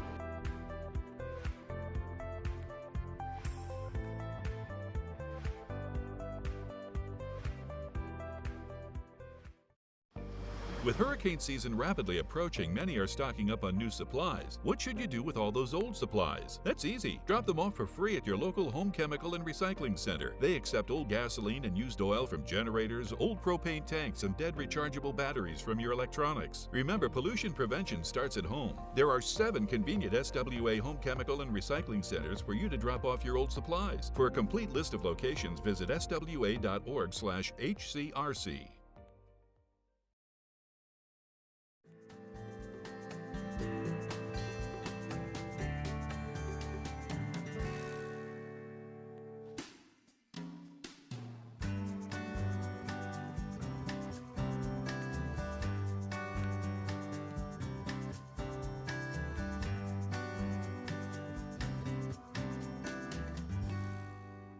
Every year, the Board of County Commissioners makes strategic investments in our Health and Human Services safety net to ensure our most vulnerable residents get the support they need. Whether it's housing and homelessness, employment, transportation, food, or just overall health and wellness, our Board of County Commissioners, through its Community Services Department, provides funding to nonprofit organizations to direct services to our residents to support them in their time of need. Put simply, the true measure of any community can be found on how it treats its most vulnerable members. And I'm proud to live in a county where government and nonprofit organizations work together to provide support to the least of these as they continue along their journey towards economic self-reliance. So today, I want to introduce you to a nonprofit organization that does outstanding work in our community.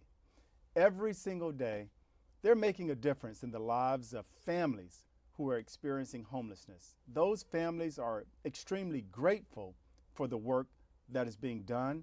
And so I am extremely grateful to be introducing you to the CEO of the organization, Mr. Matt Constantine. Welcome, Matt. Thank you, James. Thank you. It's an honor to be here. Thank you. So Adopt a Family, it's been around for a little while. Yeah. Talk about how it got started and what is the mission of the organization? Yeah. So we are in our 40th year of operation. We were founded in 1983. Our name really comes from the notion of adopting a family through a difficult time. Mm-hmm. And as a community coming together to provide services to families. Early on, our founders realized that housing was often the biggest issue and hurdle that our families face. So we have worked very closely in that space. Our mission is to restore families in crisis to stability and self-sufficiency by providing access to all-encompassing services. So what are some of the services that you provide to your guests? So really, I mean, we look at it in like 3 large buckets. So we provide services to families who are experiencing homelessness. So they are living in their car, a park, they're in an overcrowded, unsafe situation. We also provide services to families who are at risk. So they're precariously housed, being priced out of the market in Palm Beach County or facing a 3-day notice or an eviction notice. And lastly, we also provide services for our youth.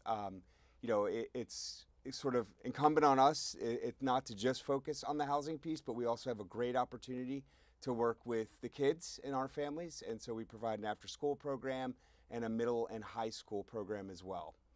So it's really interesting to understand how Adopt a Family operates and the work that they do, especially with the school district. Can you talk a little bit more about that partnership that you have with the school district and how you're working to support communities throughout the county. Yeah, so I'm in my 21st year of working at Adopt a Family, and we've had a close relationship with the school district for as long as I can remember. We work really closely in connecting the kids who are, unfortunately in the situation and the trauma of experiencing homelessness to the services to make sure that they are able to access the school that they were attending before they were displaced, to make sure that they're able to access all the services that they have the rights to. In addition, we work really closely with our neighborhood schools where a lot of our housing is located. We have strong relationships with the elementary, middle, and high schools. And it's a partnership. We work, and talk with them almost on a daily basis to check in about our kids that we're serving and vice versa. And really, I think over the years have learned that that partnership can make huge differences in a child's academic performance. Yeah. So Matt, how bad is the problem, especially when we're talking about homeless youth? What are we dealing with here in Palm Beach County? It's a crisis, and it's been a crisis for quite some time now. I know that our staff are currently working with about 40 families who are unsheltered, and they're waiting to get into shelter. And that translates to roughly 80 to 100 children. The prices that we're seeing in the community for our families, they simply can't afford it. We see 2-bedroom units for $2,000, $2,500 and up. So it's a situation where, unfortunately, every day with our phones and our emails, we're hearing the desperation in a lot of families. Not a day goes by where we're not getting emails from someone that's, pleading for help. And, it's definitely a crisis. And on the kids, that impact is especially detrimental. There are all kinds of studies and research that show every time a child is displaced, what that does to their academic performance. It contributes to absenteeism, chronic absenteeism, lower test scores, lower self-esteem, lower self-confidence. So it's a cyclical issue that we really need to address as a community. Yeah, and obviously it just moves right into adulthood. A lot of times our kids and our families are not as successful as adults if some of these challenges that they're experiencing today are not addressed. And Adopt a Family just does a phenomenal job of working with those families to support them in their time of need. I know, when you talk about homelessness, it's one thing to see an adult who is homeless. It pulls on a different heartstring when you see kids who are living outside under bridges or in parks or sleeping in their cars, and it makes you want to do more. So can you talk a little bit about the system, from a systems perspective, the Homeless and Housing Alliance?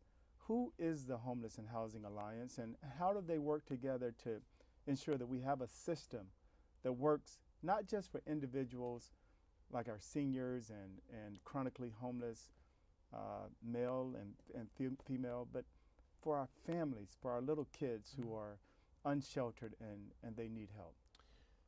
Yeah, Adopt a Family is just one agency of many incredible agencies in Palm Beach County addressing this issue.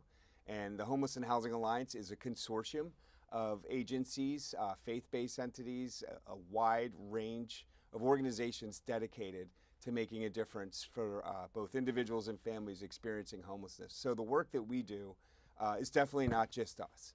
I mentioned the school, the school district, partnering with programs through McKinney-Vento and the school district. We work closely with the Early Learning Coalition.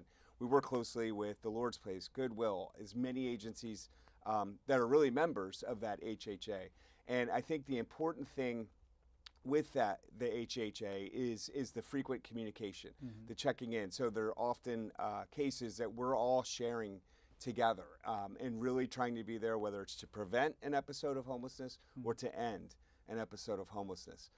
So it's an incredible group of organizations, that I think, county-wide really come together to do the best that we can to eliminate or minimize the consequences of experiencing homelessness. Yeah. And how does the county work with its partners to facilitate this continuum of care for Homeless and Housing Alliance? Yeah, I mean, the county is probably the one of the lead organizations in our community that are doing this. I know for Adopt a Family, we've had incredible opportunities and partnerships with Palm Beach County. For example, we operate an emergency shelter that Palm Beach County owns, and we provide the services. And some of those public-private partnerships, I think, are really innovative and not being done in a lot of places, but are really strong here in Palm Beach County. Palm Beach County's investment on a fiscal basis is really impressive in what they do to support the work being done at the Senator Philip Lewis Center, and also supporting individual organizations' programs to address this issue.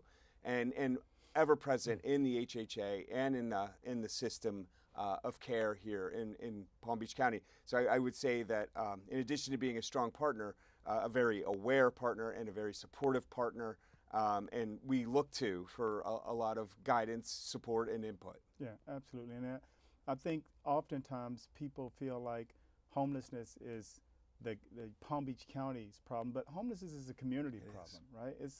It's an issue that is broader than just the county.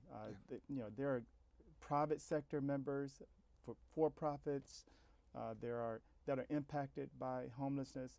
Our faith-based community is a tremendous opportunity for our faith-based community to come together around this particular issue.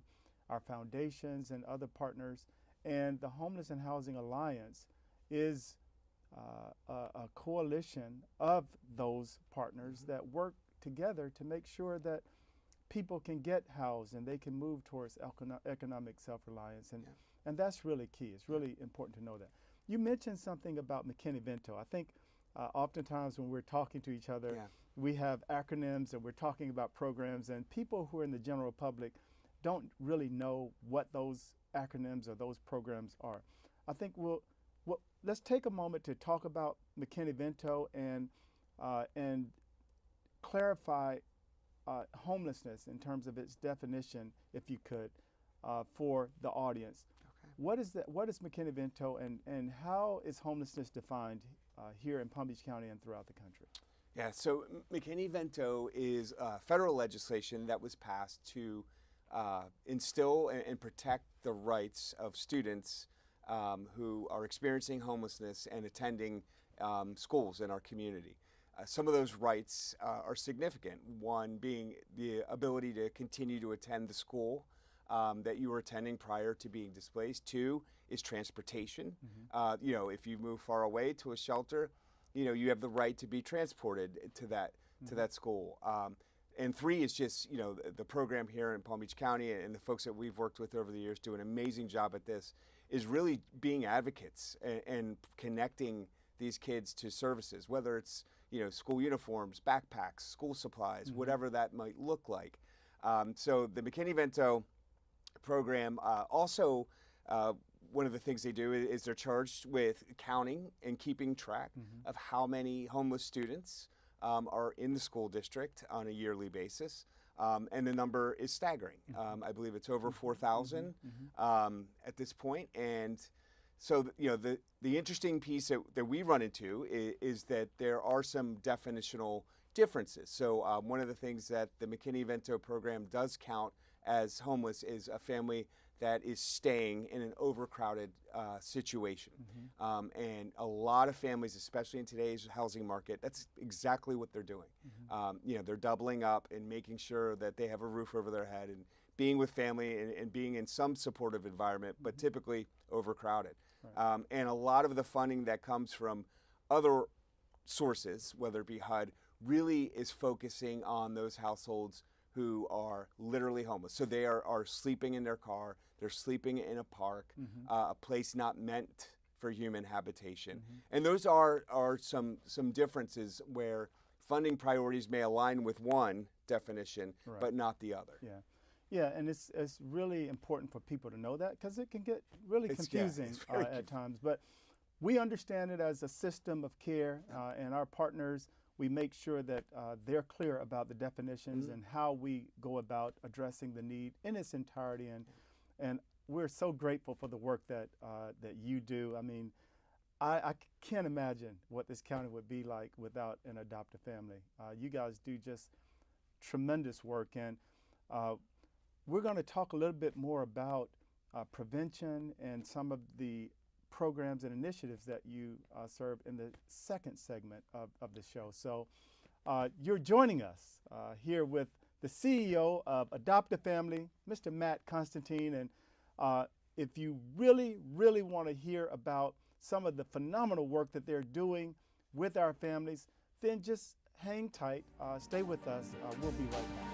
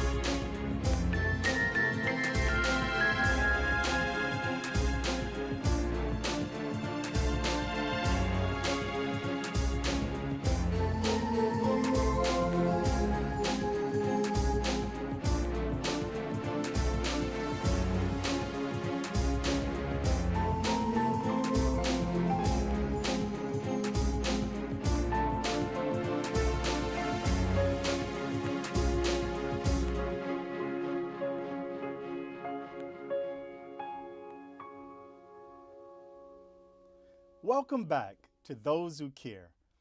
I'm your host, James Green, and we're talking to the CEO of Adoptive Family, Mr. Matt Constantine. Welcome back, Matt.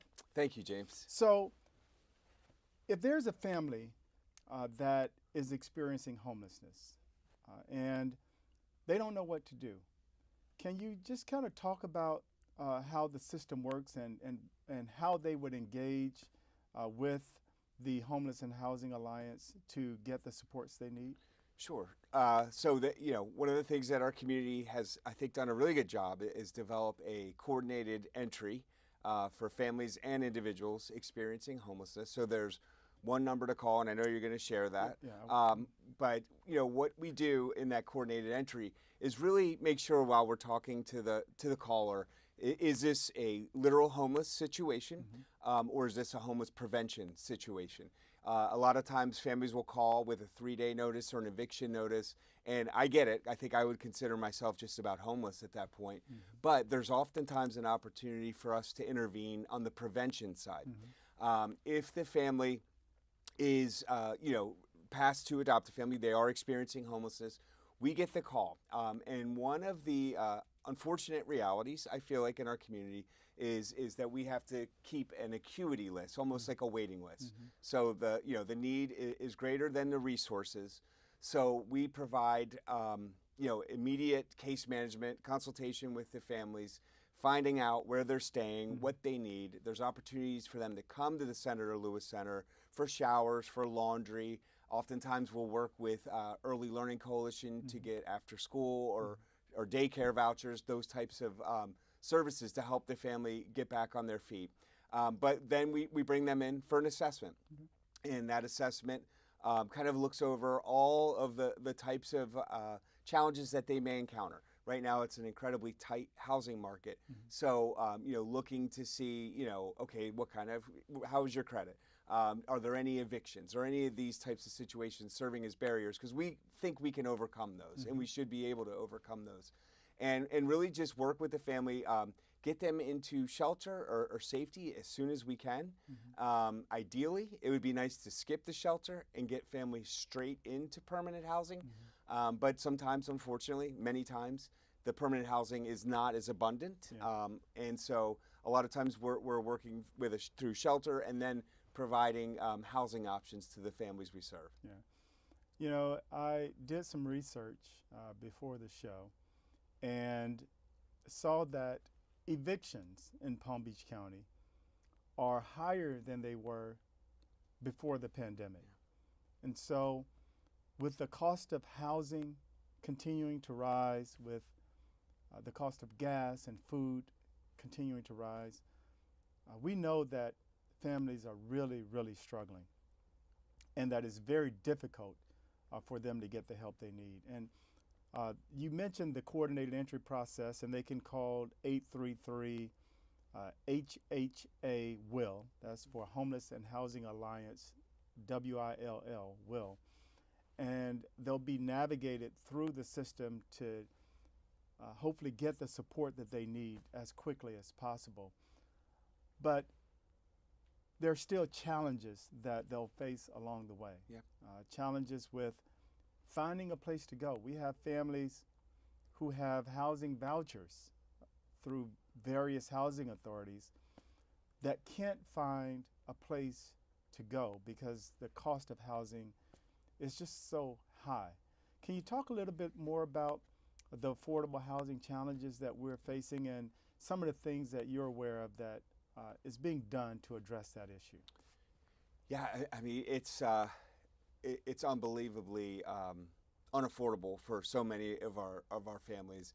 I believe over 50,000 households in our community are severely cost burdened, meaning they're paying more than 50% of their income on rent. And you know, the prices keep going up, and that number will continue to soar. You know, it's an issue that we're seeing, and I think there's, you know, opportunities that are coming. But for a family that's, you know, working, making $15 an hour, $18 an hour, which, you know, 6 years ago we may have celebrated and said we can do this. Now that's not what that translates to. You know, it's become really difficult and discouraging. So, you know, we're hopeful that the sort of surplus of affordable housing will increase. And I know as an agency that develops and provides its own housing, we have 112 units of housing that we own and operate. I'm really hopeful that other nonprofit developers, you know, continue, and there are incredible partners that are doing this. But I feel that for a lot of the families that Adopt a Family sees and other organizations see, that oftentimes nonprofit developments are the best fit and really focus in on those families that are sort of considered affordable housing, you know, needs and not workforce housing needs. Yeah. But we are, you know, we're hopeful. There was some state legislation that was recently passed, which will infuse some funding into the community, and of course locally, the housing bond that passed, that we're also, you know, hopeful will encourage some affordable housing development. Yeah, absolutely. And for the viewers out there, later last year, back in November, there was a referendum on the ballot for Palm Beach County that hopefully will help address this affordable housing challenge that we have. Is a bond that will produce about $200 million to build up to 20,000 homes here in Palm Beach County. That's a mix of, you know, apartments, homes, etc. And it works as a loan, a revolving loan for developers who can go in and develop more units and set aside some of those units at a more affordable rate, a rate that people who are considered low income or very low income can hopefully afford. And we know that there will be challenges with getting those affordable units online. You mentioned affordable versus workforce. I think a lot of people might be confused about what the difference is. Right. Can you talk about the difference between affordable, or what we consider affordable, versus workforce, and then talk a little bit about other opportunities to invite businesses to help with this issue through the Smart Landlord campaign? Yeah. So I think due to different funding streams, there are a lot of definitions in our line of work, a lot of acronyms. And typically, workforce housing, I believe, is typically considered, so like 80% of the area median income to 140% of the area median income, which is roughly, you know, you're looking at $70,000, $80,000, $90,000 in Palm Beach County, and more if there are children or the you know, household is larger. And one of the things that, as an advocate, the affordable housing is typically focusing in on folks below that, but it's sort of a misnomer by not also calling that workforce housing, because 90% of them are also working. That's very true. So, but yeah, and so it's different funding streams, again, are sort of targeting different populations and trying to increase the inventory. So the fact of the matter is, I think in Palm Beach County, the need is so great that, you know, as a housing advocate, myself personally, and representing an organization that is, we're hopeful for any and all that come into the community. Absolutely. So Matt, you do so much. You and your phenomenal staff and partners, you do so much. What are you most proud of? You know, I mean, I think we get a lot of pride when we're able to put more housing in the community, to offer more real solutions, I think, for some of the families that we serve. I think probably the biggest thing, though, is the sort of pride mixed with honor and privilege, is to work with the staff, the team that we have, and with our board of directors. We're incredibly fortunate. We're, you know, in addition to Palm Beach County as being an incredible partner, we have incredible foundations, donors, supporters, board members. We're an organization that in many ways I feel like has hit the jackpot with supporters. And our team on the ground has that tough job of answering that phone 50 times a day, and goes home and tries not to be discouraged and comes back the next day and gives 100% again, knowing that we're making a difference despite some of the overwhelming odds at times.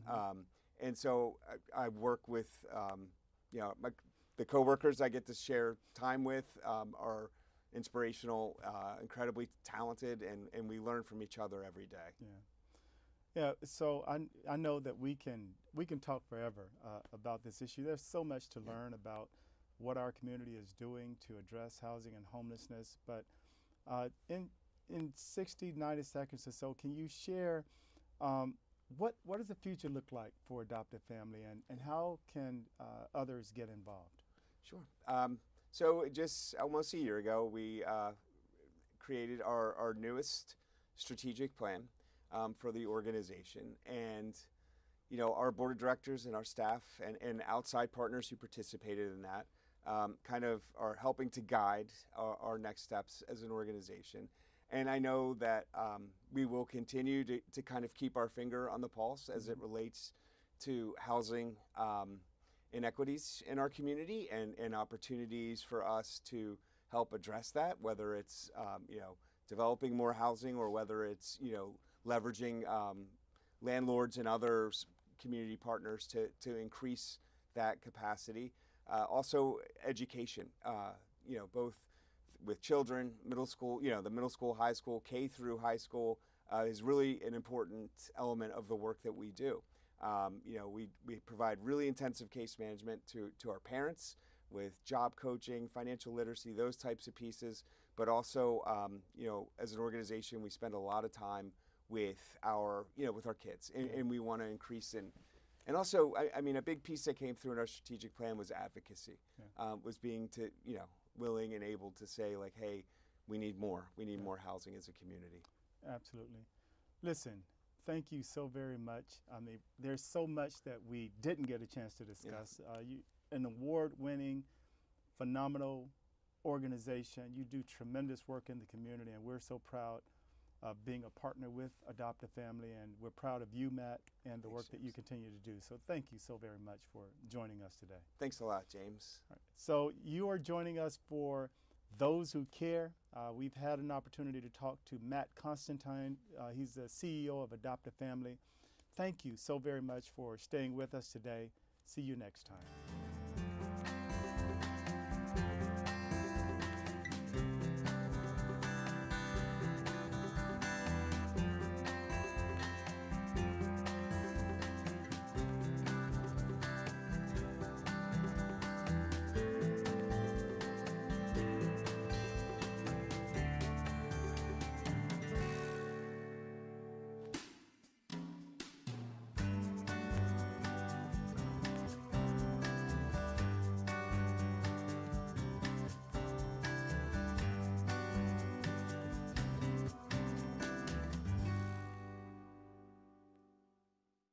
PalmTran Public Transportation is speeding up your commute. It's thanks to the RPM, or Route Performance Maximization.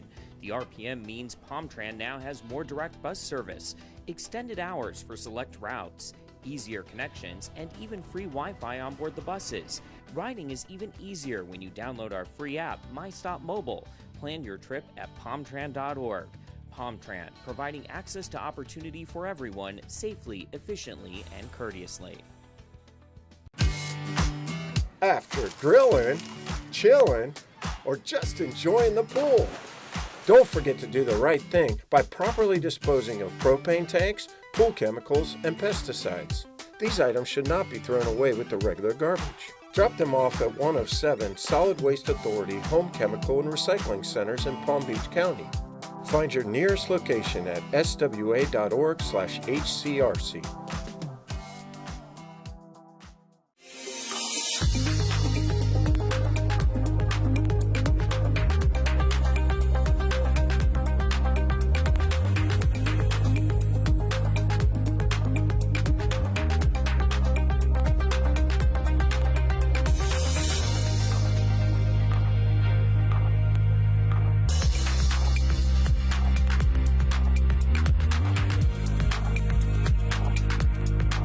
Hooked on the Palm Beaches is brought to you by Discover the Palm Beaches and Palm Beach County, the best way to experience Florida. This is the sport fishing capital of the world, and this morning I'm with Captain Mike Berry. We're heading out into the Gulf Stream to try our hand at some excellent fishing. What's this area like, Mike? Well, I've been blessed to be a South Florida native here. Been here my whole life, grew up here in Singer Island and Palm Beach, and been very blessed to fish these waters since I was a little peanut. One of the beautiful things about fishing out of the Palm Beach and Jupiter Inlets is the Gulf Stream comes the closest to the United States right here off of our waters. And that Gulf Stream current, that warm body of water that the pelagic fish move through, comes the closest to approach here on our coast. So it's very, very nice. We're very blessed to be able to go a mile offshore and fish, and not a lot of people can say that up the eastern coast, that they fish a mile offshore. So once again, location's everything. Yeah, well, that sounds awesome. Thanks so much for taking us out this morning. My pleasure. Let's go fishing. There he comes up. Woo, look at that. Pretty fish. We got a big one, boy! I don't think it gets any better than this. I just cannot believe how many fish there are here. This is why you come here. This is why we do what we do. Off of Palm Beach, bro. This is the kind of Jurassic Park stuff that lives out here. Woo! We did it, fella. It blows me away the fishing opportunities that we have in and around Palm Beach County. Some of the best game fishing that you can have in the entire world.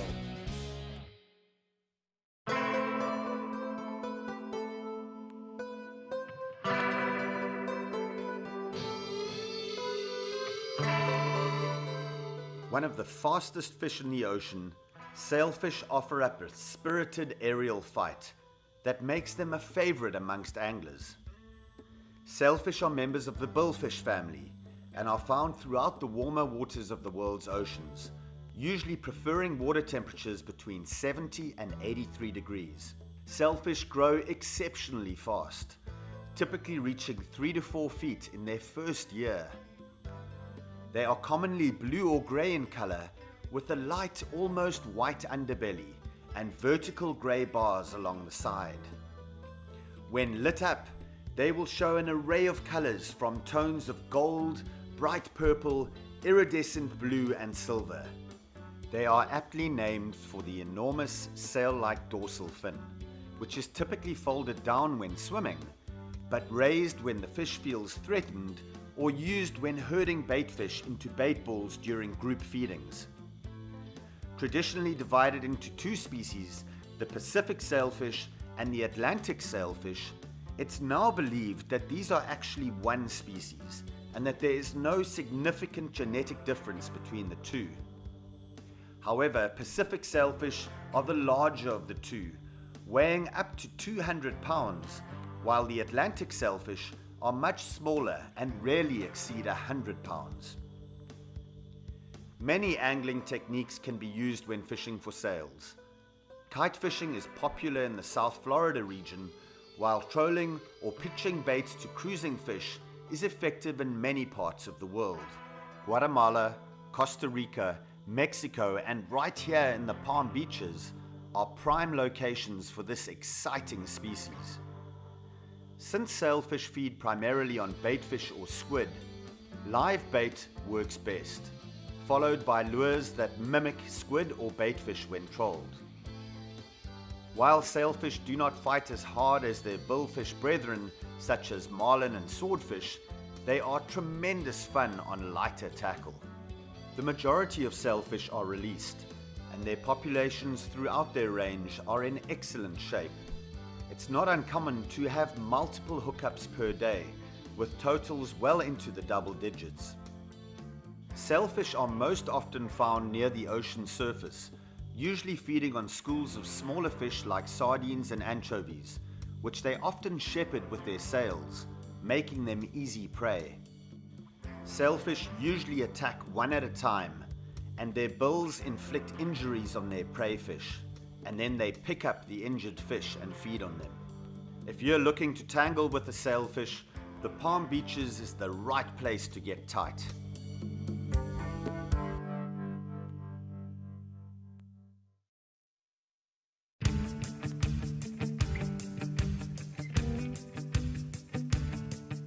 You know, we look for these marine birds to show us where the fish are. They see things that we don't see, so they're dropping down on the surface over here, whether it's flying fish or whatever. Something's getting pushed up, and the birds are hitting it as it comes up on the surface.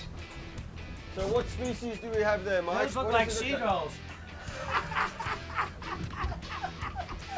See, he whips out the, what kind are they card on me? I don't know, they got feathers, they're flapping their wings. One thing about Captain Mike Barry, he knows his birds. Yes, sir. Seagulls. Wow. Oh my gosh, look at that. It's quite amazing the relationship between fishermen, especially fishermen that know the ocean well, and birds, because it's a very close relationship. You're always looking for birds, diving birds. Like right now today, we've just got a really nice flock of laughing gulls and royal terns working together on a whole pod of baitfish over here. So that's a really good sign. We'll head over there and try and pull the lures through there and see if anything happens. But also, I mean, the times out here, we're always looking for frigates, right, Mike? We're always looking for frigates. That's a good sign, right? Frigate is the eye in the sky. He can see, and whenever you see a frigate, everybody on the boat always gets excited, especially here in South Florida, because we don't see them a lot. And when we do, they're generally on top of something. So you see the frigate, you go into game mode and get ready to catch something. The reason why the magnificent frigates that we get here are such incredible fishing birds is because they don't actually fish for fish themselves. So they're not going out there diving like the terns are and actually diving right down like gannets and grabbing fish themselves.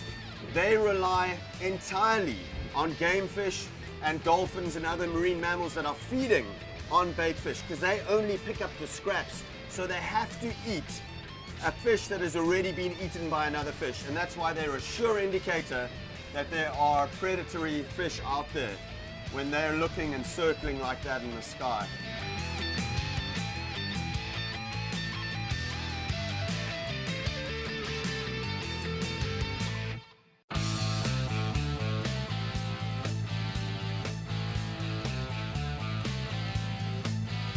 So we've got this sargassum weed line that runs on either side of the Gulf Stream, and that's where a lot of these fish breed, and the baby fish in turn will attract all the seabirds. So you've got a lot of great sea life out here.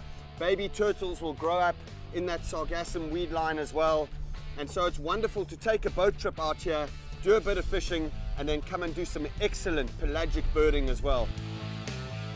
Got a sailfish here. Ooh, look at that. Man, this is Palm Beach right here. Sailfish capital of the world for sure. We just had a whole lot of frigates just circling, probably following these sailfish. And boom, right there we're on. South Florida fishing at its finest.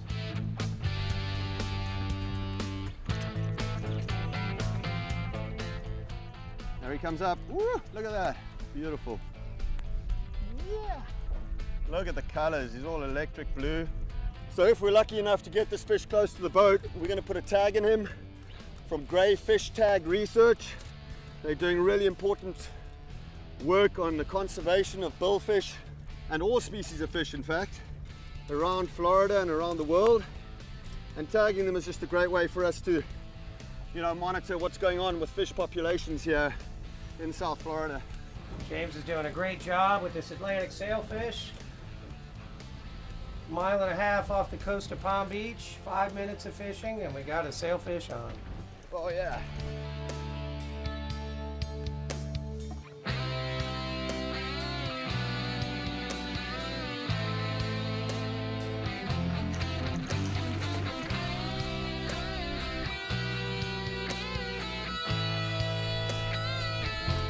Here's our tag in our fish. He's feeling good. James put the boat in gear for us. Sure. And we're gonna revive this fish a little bit. Nice and easy, just in gear. He's biting my hand. Beautiful sailfish. There you go, perfect. We're gonna go into gear. We're gonna let a little water across his gill plates here. He had a long fight. James fought him well. And we're gonna let this guy go. Make him feel better. Help him to swim before he's too tired. Help him to get some current. We're putting the boat in gear to get some. Oh, he's feeling real good now. And there he look goes. at those colors. Wow, And there beautiful. he goes, swimming away. Well, I tell you something. The Palm Beach is not just about the birding. It's not just about the wildlife. It's not just about the amazing scenery and the picturesque beaches, but it's also about some of the best game fishing that you can have in the entire world.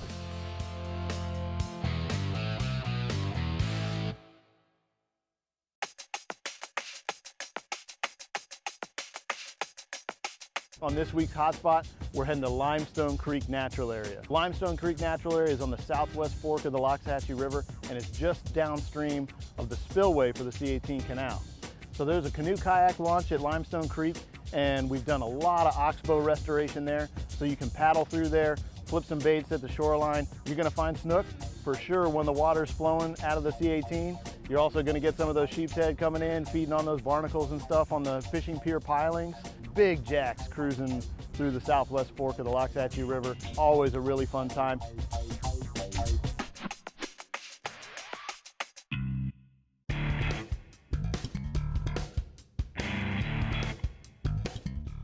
Sailfish tournaments in the Palm Beaches generate a huge economy boost and also help organizations raise money for their causes. One of these tournaments is the Blue Water Babes Tournament. Blue Water Babes Fish for a Cure is Florida's first and only all-female fishing tournament. It's an event that combines a festive mix of fishing, boat decorating, cocktail and costume contests, and an amazing awards party, all of which raise money for local breast cancer patients. This tournament is amazing. It brings in so many people and it is so fun. It really incorporates all the elements of fishing and fun and cancer at the same time. It really brings something to my heart because 2 years ago they really helped me when I was fighting ovarian cancer. I just didn't know last year whether I would get to be here this year. So just being able to be here and see all the smiling faces and all of our hard work come together is just so awesome.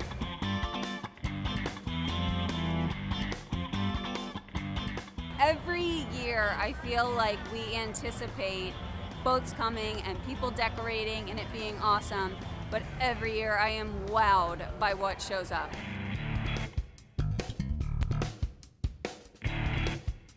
And it's amazing to me the amount of boats here starting to decorate on Thursday night for a Saturday morning competition. It's unbelievable. It's unlike anything.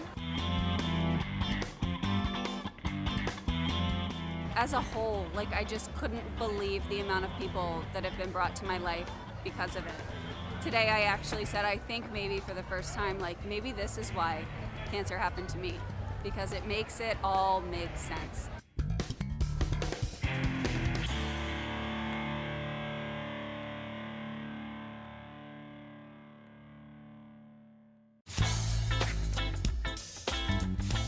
Fishing in the great outdoors offers kids an alternative to many influences they might encounter in their busy lives today. A single fishing trip could be a turning point in a young life. Fishing is a lifetime sport that will provide many hours of recreation, relaxation, and quality time with family and friends. Take a kid fishing. The rewards are endless.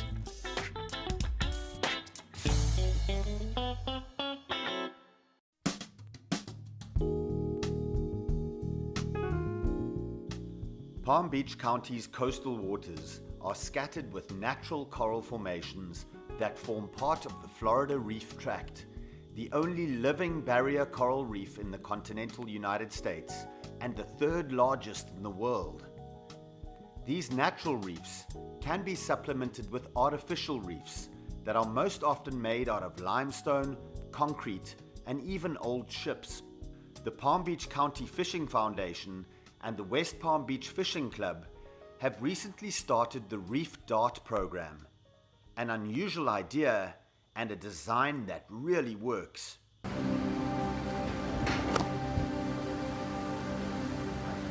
Today's a big day for the West Palm Beach Fishing Club. Through the club's charitable foundation, the Palm Beach County Fishing Foundation, we are launching our second batch of reef darts. Now, reef darts are a really innovative type of artificial reef structure that utilizes surplus power poles and other surplus materials to make high vertical profile artificial reef modules on the bottom of the ocean floor. These power poles are used and modified in a way that allows them that when they're pushed off the side of the barge, they end up in a vertical orientation, creating a forest of vertical power poles, if you will, underneath the water. Plus, the other conservation benefit to this is that these surplus materials like power poles and old culverts are finding a new life. They're not being added to our local landfills, and they're not costing utility companies or municipalities extra money to grind them up or dispose of them. So we're really on to something pretty cool here, and this is our second go at it. The first go we had a lot of success. We've tweaked the design this year, and we're really looking forward to getting these things in the water.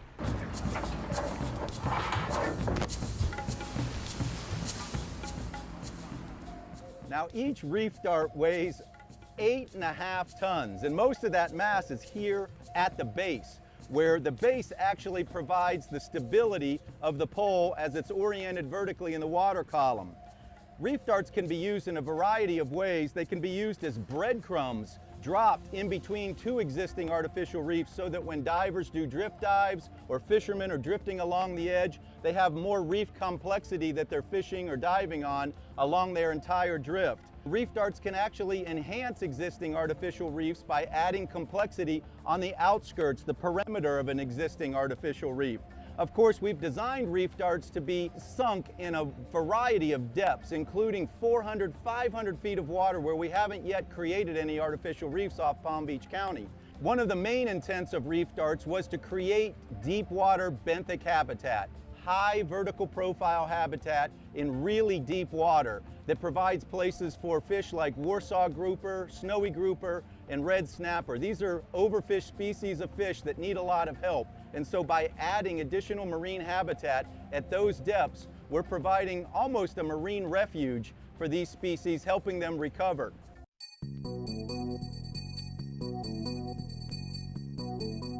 Jim, you've been involved with this concept since we've kind of come up with it.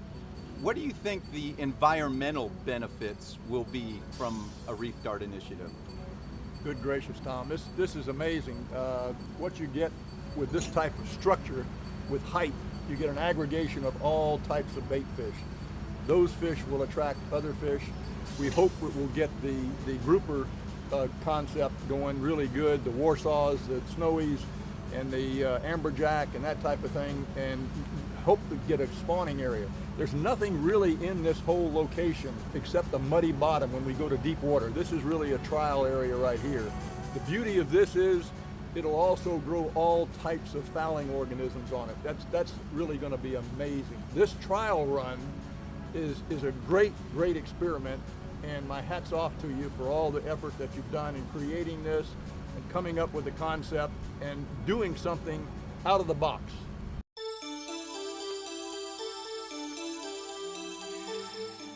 So here's a prototype reef dart module that's scaled to size. It's about 1/10 scale, and you can see that the base of the dart has holes to allow the current to pass through the base as the module sinks through the water column. We're trying to overcome a whole lot of very very challenging variables with this project, not the least of which is a 3.5, 4-knot current that we're experiencing today. But also when the reef dart makes impact with the bottom, the impact loading is significant, and we're trying to prevent the pole from snapping at impact by having a very substantial collar. Hopefully all these parts come together so that the reef dart lays in this orientation on the bottom.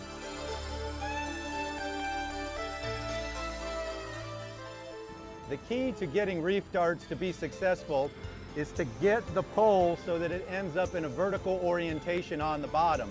And therein lies the biggest challenge to reef darts, is modifying the base of the pole so that when the dart makes impact with the bottom, that it lands upright. Hopefully we've got enough mass on the bottom of the dart to get that pole sticking straight up. It's still all highly experimental.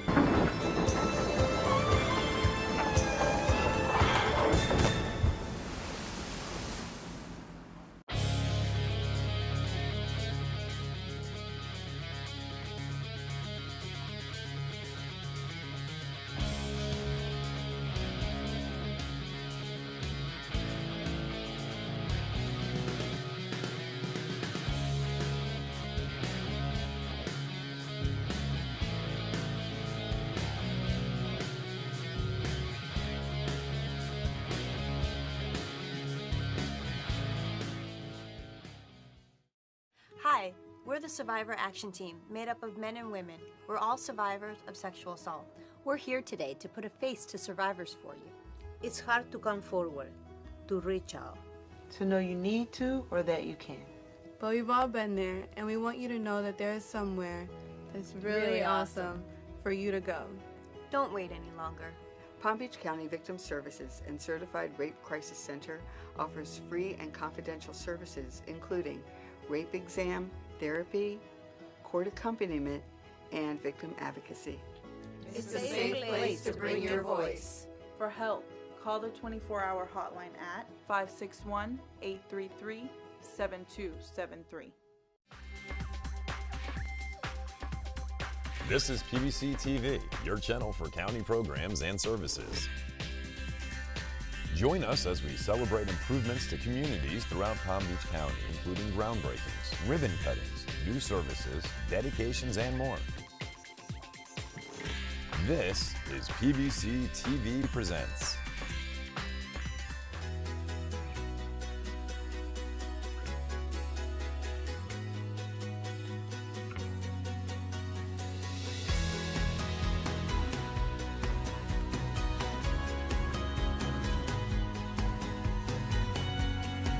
I was told that this for the sheriff, so we got to be punctual. That you guys, that's how you run your organization. So, otherwise, as county commissioners, you know, we're notoriously late. So, all right. Well, I'd like to welcome everybody, but there's some folks I want to acknowledge.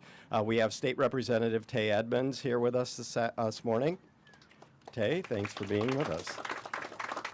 My colleague and friend, Commissioner Marcy Woodward, and from her office, Jessica Jansen. Where's Jessica? From Commissioner Mac Bernard's office, we have Willie Miller is here in the back. I see Willie back there. Assistant County Administrators Reginald Duran and Todd Von Laren, and they're out in the sun, I think. Oh, one is. And I'm Greg Weiss, and I have the honor of being Commissioner for District 2 and serving as the Mayor of Palm Beach County. Today's groundbreaking ceremony for the new Palm Beach County Sheriff's Office Marine Unit building signifies a significant step forward in our commitment to community safety. This 27,000 square foot, one-story facility on 5.75 acre parcel will house PBSO's District 1 and the Crucial Marine Unit, embodying our comprehensive approach to public safety. The facility boasts amenities including a fitness room, locker and shower rooms, training room, break room, evidence room, and open workspace. With an emergency generator, we ensure operational continuity under all circumstances. It will provide 98 vehicle stalls and 22 boat and trailer parking stalls. Can I get a place here? I mean, this sounds really nice.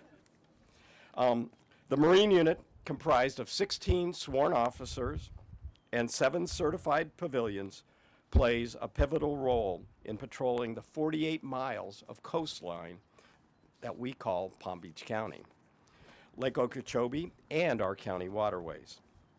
They are instrumental in migrant and narcotics interdictions, collaborating closely with federal partners such as the Coast Guard, HSI, which is Homeland Security, Air Marine Operation, and the DEA.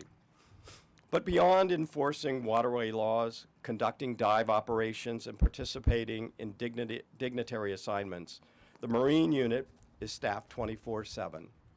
All members of the task force officers within HSI, all members are task force officers with HSI, possessing authority up to 12 miles offshore. So as we break ground today, we celebrate the dedication of the Palm Beach County Sheriff's Office, especially the Marine Unit. This isn't just about constructing a building. It's about building a safer future for our community. We eagerly anticipate the completion of this facility in 2025 and the continued protection it's going to provide the residents of Palm Beach County.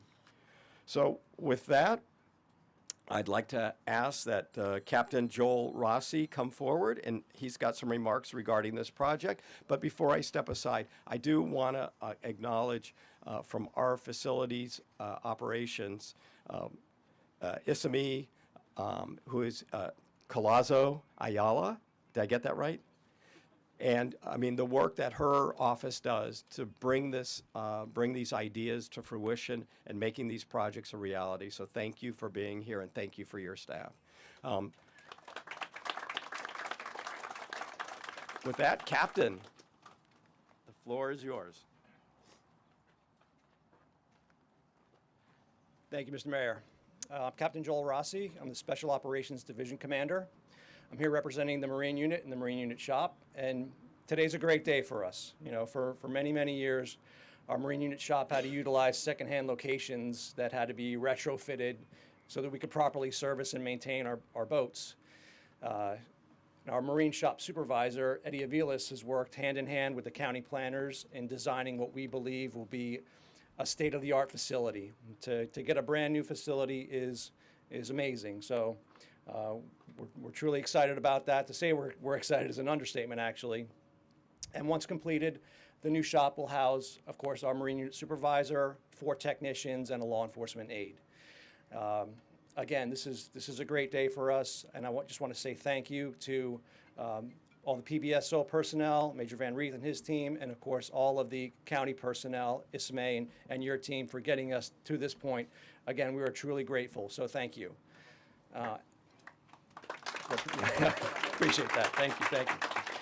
With that, I'd like to introduce Captain Patrick Johnson on behalf of District 1.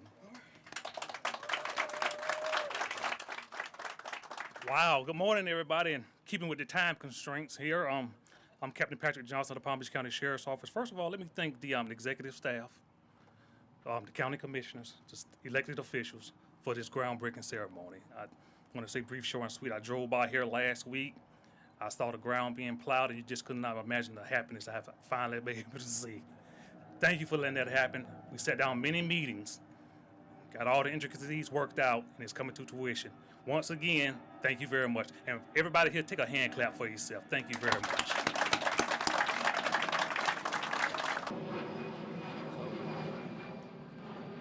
You guys get me back now. So before we go over to our groundbreaking, I want to make sure that we give special thanks, because this is not possible without so many other members of our community that are bringing this to fruition. So Kaufman Lynn Construction, Michael Kaufman, Chris Long, Derek Wolfhoff, Matt Hurley, Matt Holloway, Walter Wharton, and then Ann McNeil. I saw you here as well with MCO Construction. Thank you for being here. Of course, the architects, Song and Associates, Jezerinac Group Structural Engineers, OCI Associates Mechanical, Electrical, and Plumbing, MEP Engineers, Ingenuity Group Civil Engineers, Urban Design Studio doing the landscape architecture, and Parker Yannette Irrigation Engineers. So it's really, we're thankful for having these great partners that will allow us to construct this amazing facility. But now the fun is ready to be had. So why don't we step over, we'll put on our helmets, shovel up some dirt, and let's get this groundbreaking breaking. 1, 2, 3, turn. Thanks for watching PBC TV Presents. For more information on county programs and services, please visit pbcgov.com. This has been a presentation of your Palm Beach County Board of County Commissioners.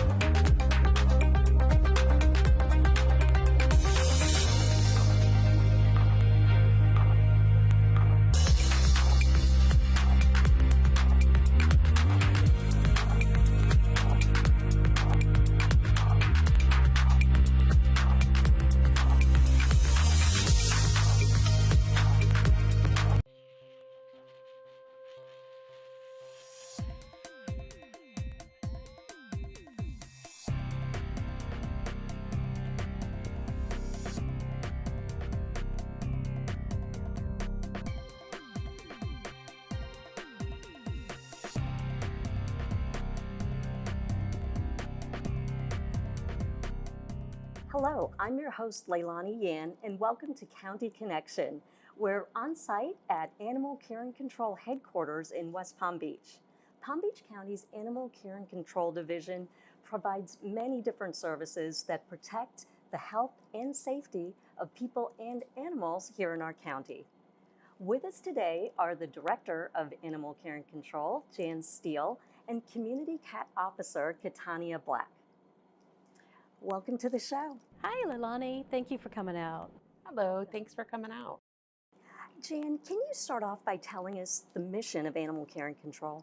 Sure. The mission, real short version of it, is that we're ensuring the protection and advocacy for animals by educating and supporting the people that care for them. Thank you. How is the shelter doing, and what would you like us to know about the current state here? So right now, we, like everybody else in the country, we're in crisis.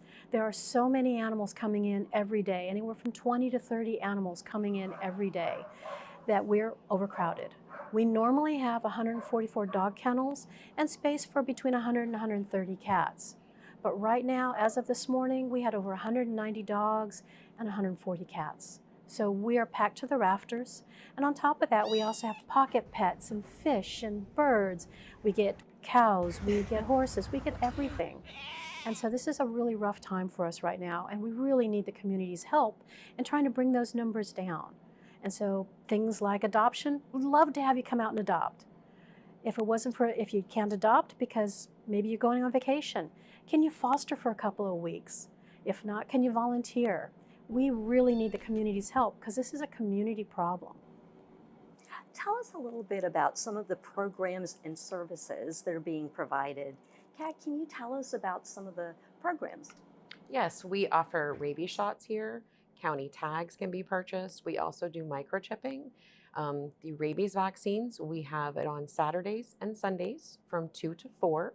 You can come on into our lobby and we'll be happy to help you there. You can get your rabies county tag.